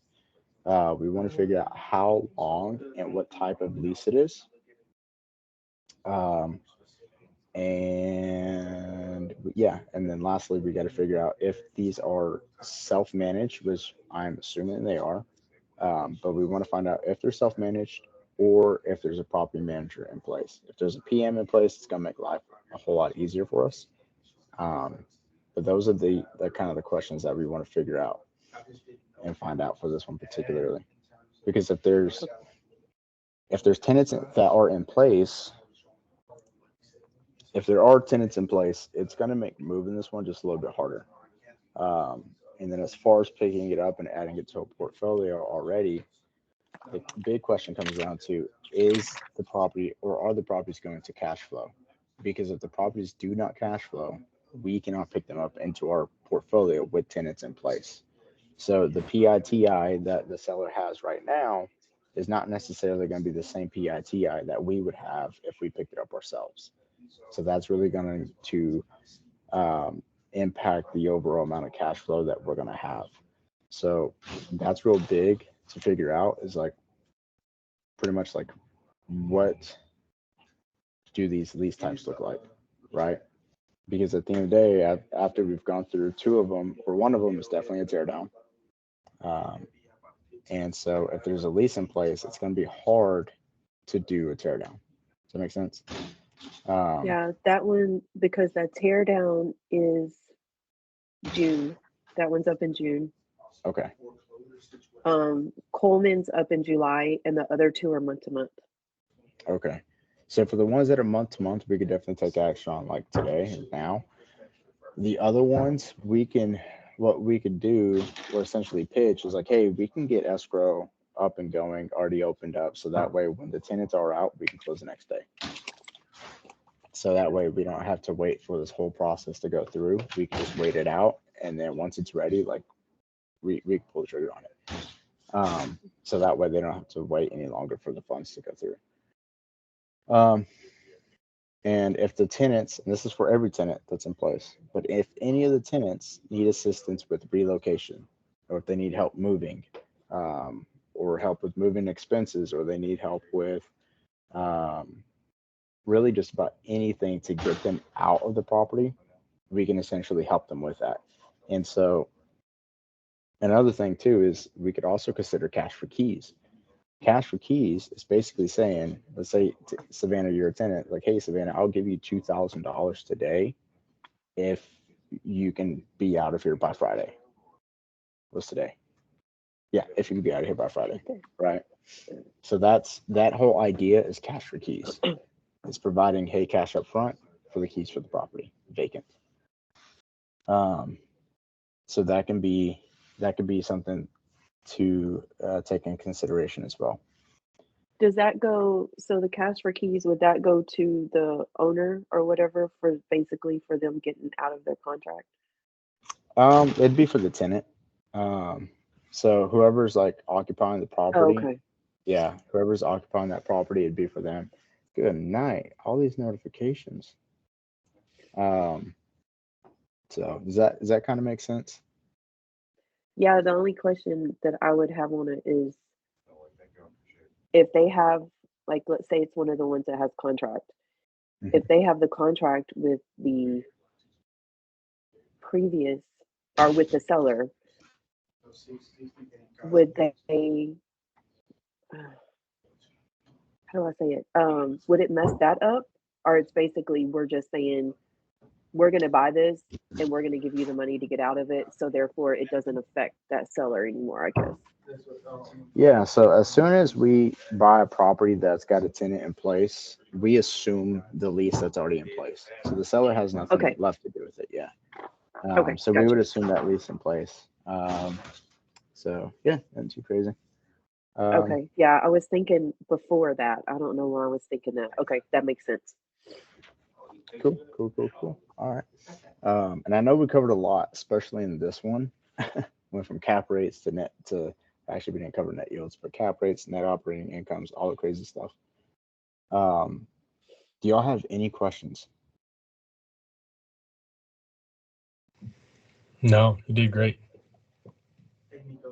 Sweet. Awesome. Awesome. How often do you do these meetings? Yeah.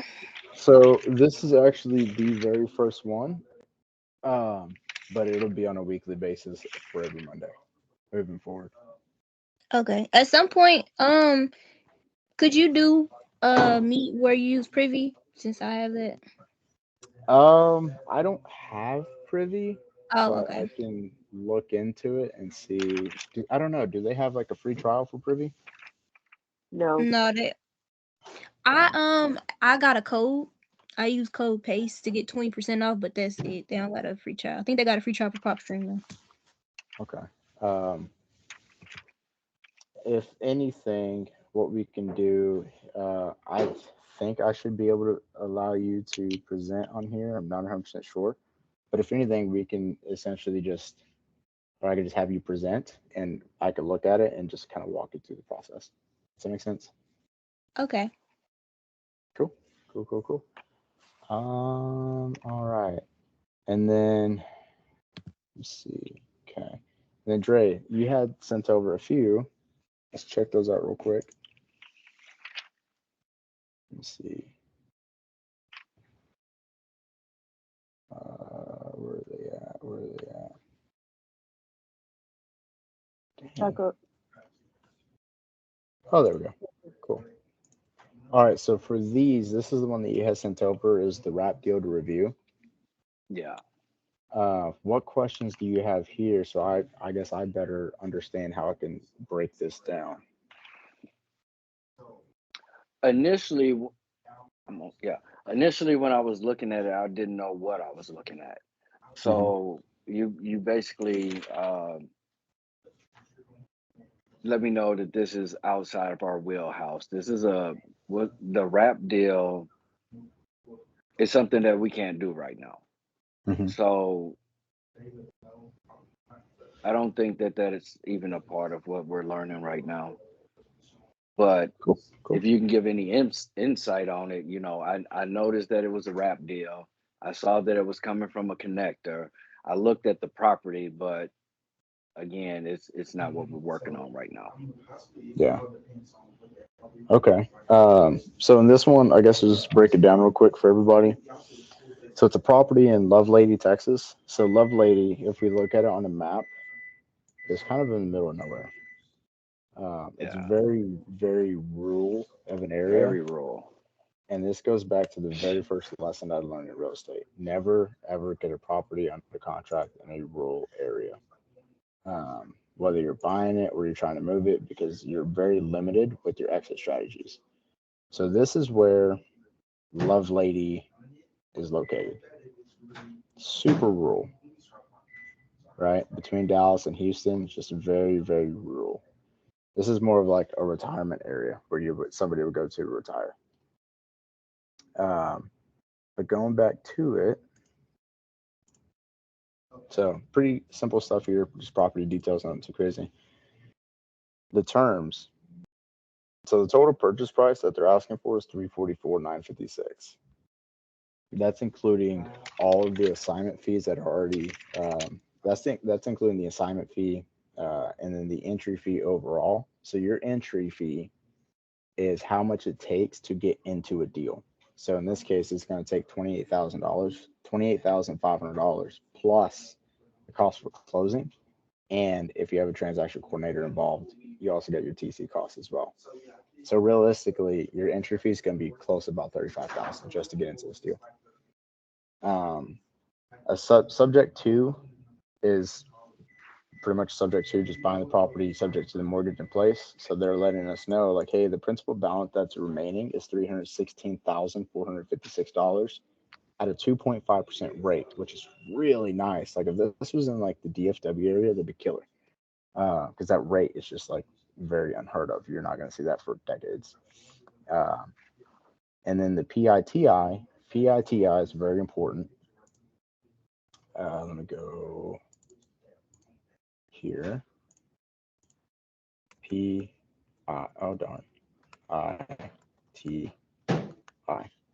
So you got your principal. You've got interest, taxes, and insurance. Bear my spelling, y'all. I'm terrible. I did not win the spelling bee, by the way. I will let y'all know that. So your PITI is a breakdown of your principal, your interest, your taxes, and your insurance. It's taking all of these expenses, adding them up. That is your total PITI. So in this case, the PITI, the principal, insurance, taxes, and insurance is going to be $2,200. So what that means for us is how much can we make this property rent for? If we can make this property rent for, let's say, $2,600, the difference between this number here and the $2,600 is gross profit. That's not net because we still have expenses, but it is gross cash flow. So in order to determine your net cash flow, you got to subtract your monthly expenses. So hypothetically, let's just say it was $100 and we're at 2,600. That's what we'll say, rough numbers, 23, 200. Rough numbers, it's like $200 cash flow a month. Their recommended exits for the property is a short-term rental, basically Airbnbs, to make a potential $3,200 on a monthly basis. But the reason I would shoot this out of the equation is because of just how rural the location, the area, or the property's in. There's not really a whole lot kind of going on that would make anybody kind of travel to Lovelady on a monthly basis. There's just not much in the area, so I wouldn't even count on like a short-term rental. Right, that's what I looked at when I looked at the property. I was like, Lovelady, I haven't even heard of it. So when I went to go look at it, I was like, oh my God, this is in the sticks. Literally. And as far as a wrap goes, so I can only imagine how difficult it would be to find a traditional buyer to sell this to on a wrap. Because it's just so rural, the location, right? And when I looked at comps in the area, there was 0 properties sold in the last year. So if you were to pick this up, it's going to be very, very difficult. It's going to be a very long time before you're actually able to find a buyer to potentially put this on a wrap as. So I would just swipe that out completely. And then again, homestead buyer, same thing. I mean, you could pick it up, try to list it on the MLS, but who knows how long it's going to take. So I would just scrap it entirely just because of the location. But this would be great in the surrounding areas of Dallas, Fort Worth, Houston, Austin. You know, the closer to the city areas. This would be a great deal. Yeah, 100%. If you took all these numbers and the property was in like DFW, you would have countless people jumping on top of it, because you could do a short-term rental for the most part in certain locations, but you can most definitely sell it on a wrap. That's without a doubt. So, or you could relist the property as a hotel in hopes to essentially sell it there as well. But yeah, this would be a deal in a better location for sure, 100%. Okay, got it. Let's see. So selling on, and another thing to note is when you get involved with wraps, you never want to be on the back end of a wrap. You never want to buy a wrap. That's going to place you in a very terrible position. But it's beneficial if you're able to sell on a wrap. That'll put you in a much better winning position than if you're to buy. Never buy on a wrap, but you're always able to sell on a wrap for the most part. Let's see. What else? I think that's pretty much it.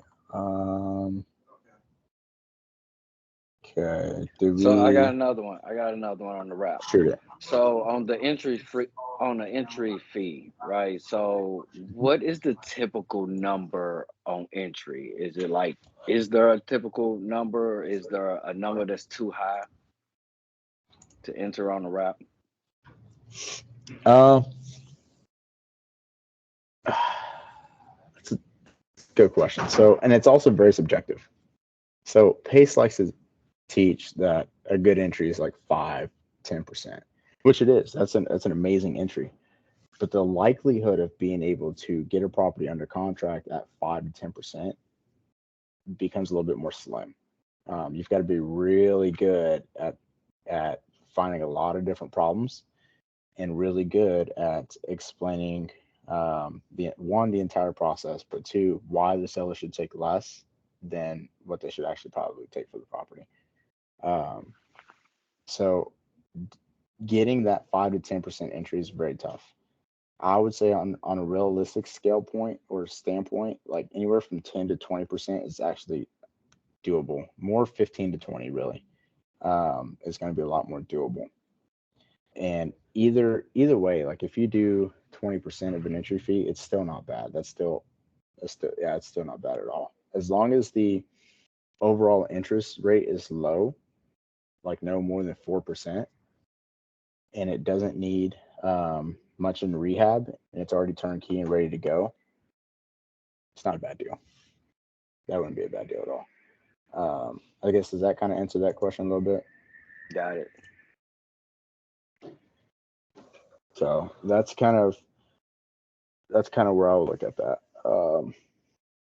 When it comes to, yeah, I guess when it comes to like seller financing and when it comes to buying stuff too, staying under 20% is going to be very helpful. And it's realistic, I would say. So if you can, it's like 5 to 10%, I would call like a unicorn deal because it's really rare. It's very rare, especially in a hot market. It's going to be really tough.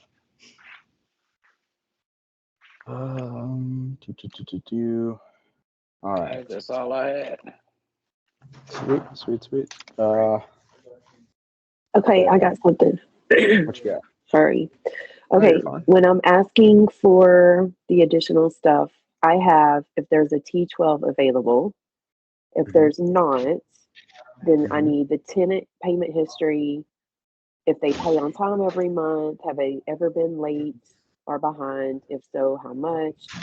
PML statements, vacant history, management summary, rent rolls, and if it's a self-managed or a property management company. Yeah. So in this case, Okay. like when you're talking to either the agent or you're talking to the homeowner, the easiest way to do it, first question you want to ask them is, firstly, what kind of leases are in place, which it sounds like we already know. After that, I would ask, is there a T12? Like, does the seller have a T12 for these properties? And if the agent's savvy, it's either going to be a quick yes or no. But if they have no idea what the hell a T12 is, then the next question I would ask is, well, do they have a property manager in place? Because that property manager is going to know what the hell a T12 is. So if that's the case, I would ask if there's a property manager in place. And if there is, great, because that means we're probably going to have a T12. But if there isn't, then I would ask either the agent or the homeowner, do you have, like, is there anything I can see that shows the financial performance for these properties, at least for the last 12 months? Because that's essentially the same thing as a T12 and a profit and loss statement.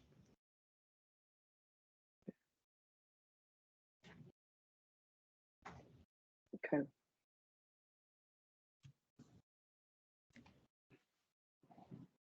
Okay, I think I got it. Sweet. Cool. Does that, I guess, cover everything for the most part? So when you get the say you get the numbers we came up with and you present that to the seller, that's almost like, I mean, most of them have a projection in their head of what they think their property is worth, and then you offer them a very, very low ball figure like that, and they're just like, whoa. So that's why you got to find enough of them that are in big enough pain that they'll actually take the offer. Yeah, 100%. So what you're asking really kind of dives into like the sales and the negotiations, and also how you do your presentation with these sellers, and how you run those appointments. We'll definitely dive into that a lot later tonight or this evening. But real quick, what you want to do, just like a quick, I guess, synopsis of it, is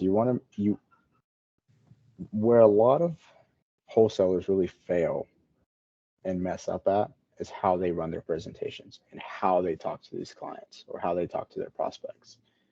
So what I've seen, because I've trained several acquisitions teams, and what I've seen as far as commonalities go is when they go to these appointments, it's all about the property. It's very seldomly, very rarely do they make it about the actual seller and their needs. They just focus on the property and what they can offer them. And it doesn't build rapport and it doesn't build trust. It doesn't create you as a trusted authority. It just makes you as another salesperson trying to buy the property, and that's it. So when you're doing a presentation like this, or I guess hitting them with this kind of an offer in comparison to what they're actually asking, it's not necessarily the difference between, but it's how you present it that matters. So for example, I had a seller in Sherman. Was it Sherman? It was Sherman. I think it was 1009 East Martin Lane. I think that's the property. Let me see if I can find it. I want to say it's 1009 East Martin Lane. 1009 East Martin Lane, Sherman. So this is a property. Yeah, this is it. This is it's done now, and it's beautifully flipped and renovated. But when we got this property under contract, it was awful. I mean, man, it was terrible. So the story behind it is the seller wanted $250K for the property, but the ARV was 225. So right off the bat, we're already starting on the wrong foot, right? Like she's already got her head in the clouds. She's wanting too much more, way more than what it's actually rented for, valued at. Well, when I met her in person and we did our in-person appointment, walked the property real quick, and then we sat down, got to know her and everything. Like, I guess because her name was Crystal. Crystal, what's, just so I have a better understanding, like what's got you even looking to potentially part ways with the property in the first place? And it just leads on the conversation, right? And so from there, you pry and you pry and you find more and more questions, or you ask more and more questions and find out more information. You want to dig as much as you can and find out as much as you can without being too intrusive. And the way you do that is by not just what you say, but how you say it, when you say it, really does matter. And you utilize a lot of different things. It could be your tonality, it could be your verbal pacing, it could be verbal cues, bridging, so on and so forth. Long story short, the way I broke it down to her was asking her all the questions, figuring out what all her problems were. And then after we got all that rapport and built trust built up, that's when we started looking at the market. Because I asked, it's like, just out of curiosity, like where'd you come up with, 250,000?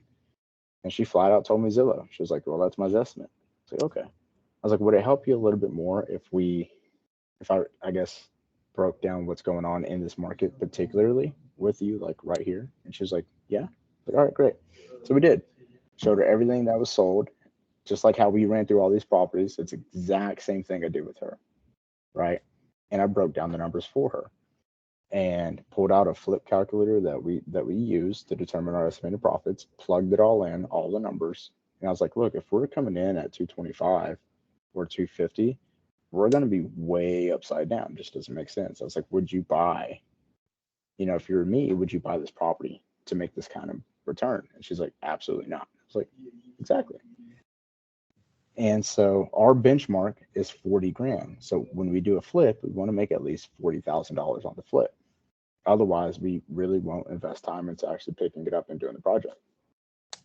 And so when I explained that to her and broke it all down, at the end of the day, we got to the very cent, and it was $90,000. It was $90,319.67 was what we got on paper. So we went from her being at 250,000 to 90 grand on contract, and it ended up worked out really well. And so that's kind of like the same, I guess, methodology behind this one as well. So in this case, we could present the offer right out the gate at where we're at, or we could even offer to set up a time to have an appointment to sit down with the seller, particularly go over everything that we're seeing and why our offer is the way it is. Because at the end of the day, it's really not unreasonable. It's very reasonable. It's just based off of what's currently happening in the market. Does that make sense? Makes a lot of sense. The only thing I wonder is you can't sit down individually and break that down with everybody. So I guess there again, that goes where sharpening someone up to the point where you can do it on the phone and get that person to could be the deal, right?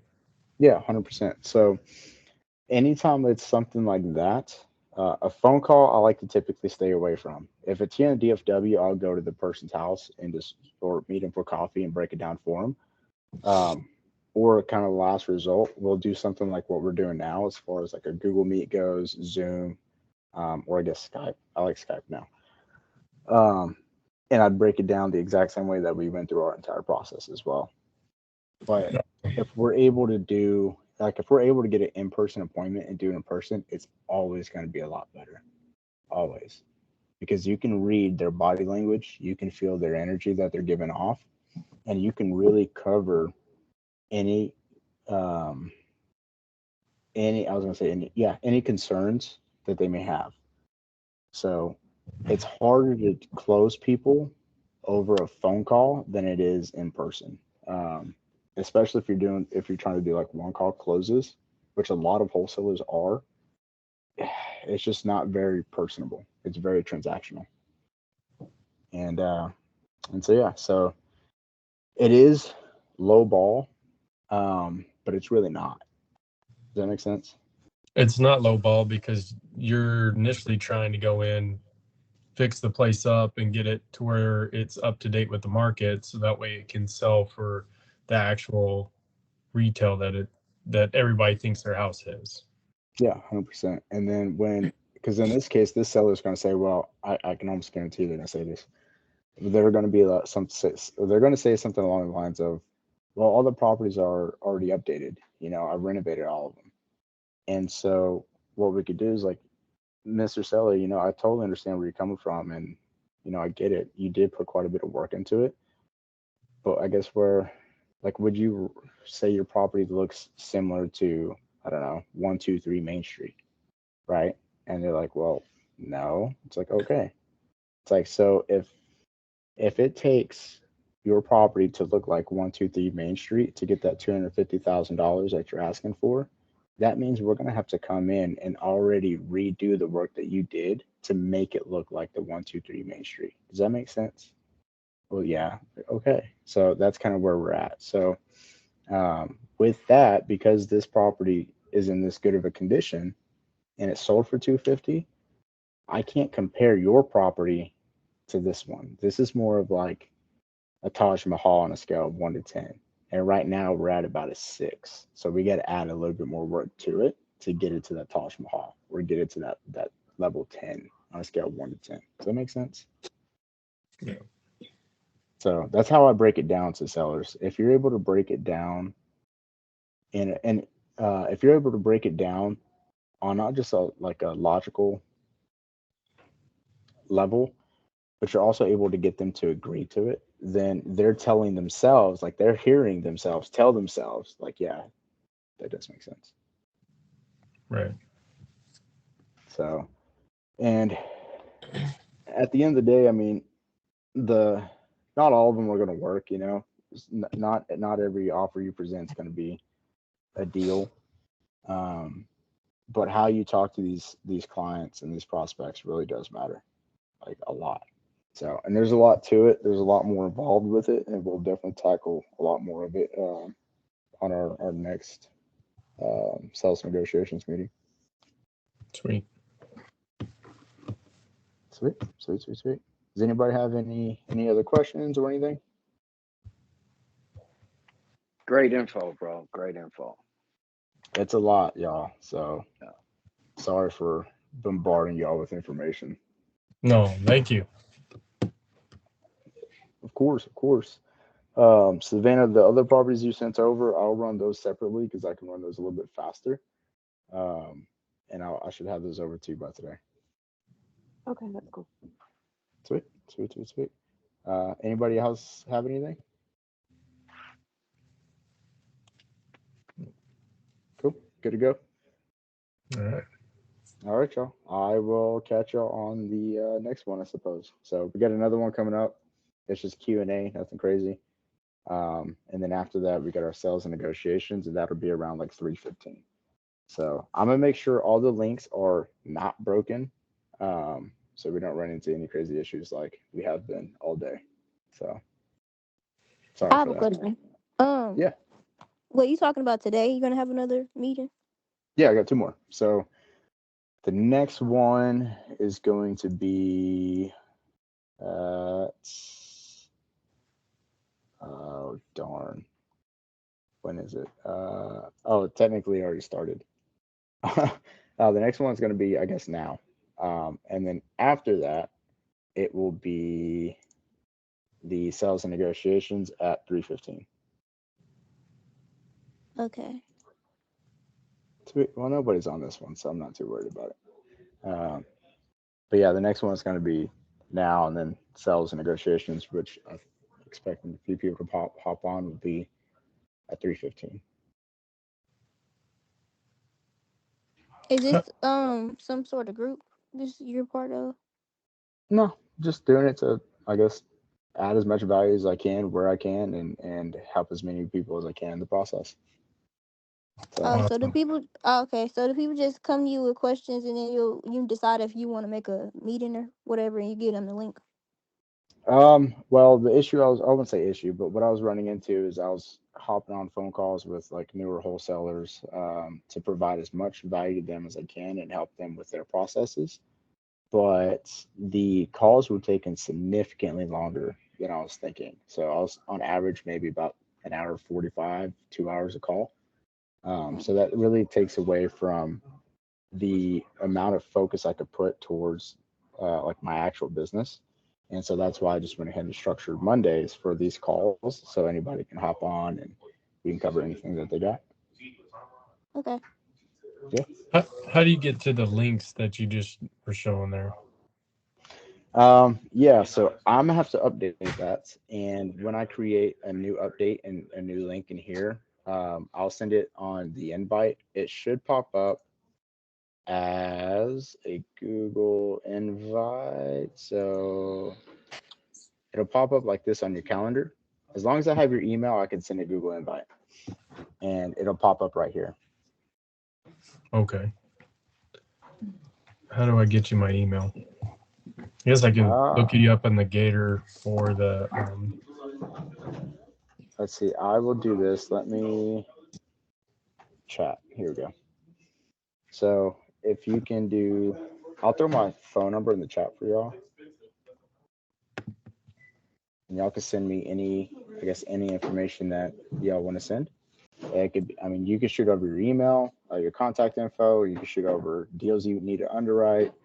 I guess objections that you're facing when you're dealing with direct to seller, or anything you want to cover, we can cover in these videos. Awesome. Thank you. Sweet. Yeah, of course. So everybody got my number? Yeah, so you about to get into a different meet, right? With a different link. Yeah. Okay. Yeah. Are you gonna do a few minutes, or are you just gonna go ahead and jump in it? Probably just jump right into it. So keep the train rolling. Okay. Yeah. So, and I'm already behind on it, so I gotta make up for it somehow. Okay. Cool. All right, y'all. Well, I will see y'all either in that one or the next one. Cool. Later, Could you y'all. send me that link? Yeah. I gave you my email. Thank you. Yeah, you text it over to me? Yeah. Yeah, I'll text you. Let's see. Or did you message me? It was on Facebook. Okay, let me see here.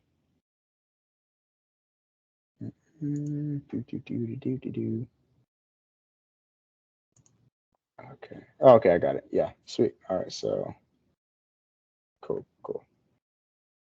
And then let me make sure. Let me just do it while I have you on here real fast. So Q&A. Save. Send. All right, let me know if that went through. And that one should be good for the most part. Yep, I got it. Sweet. All right. Well, I'm gonna hop on that one and hop off of this one. All right. All righty.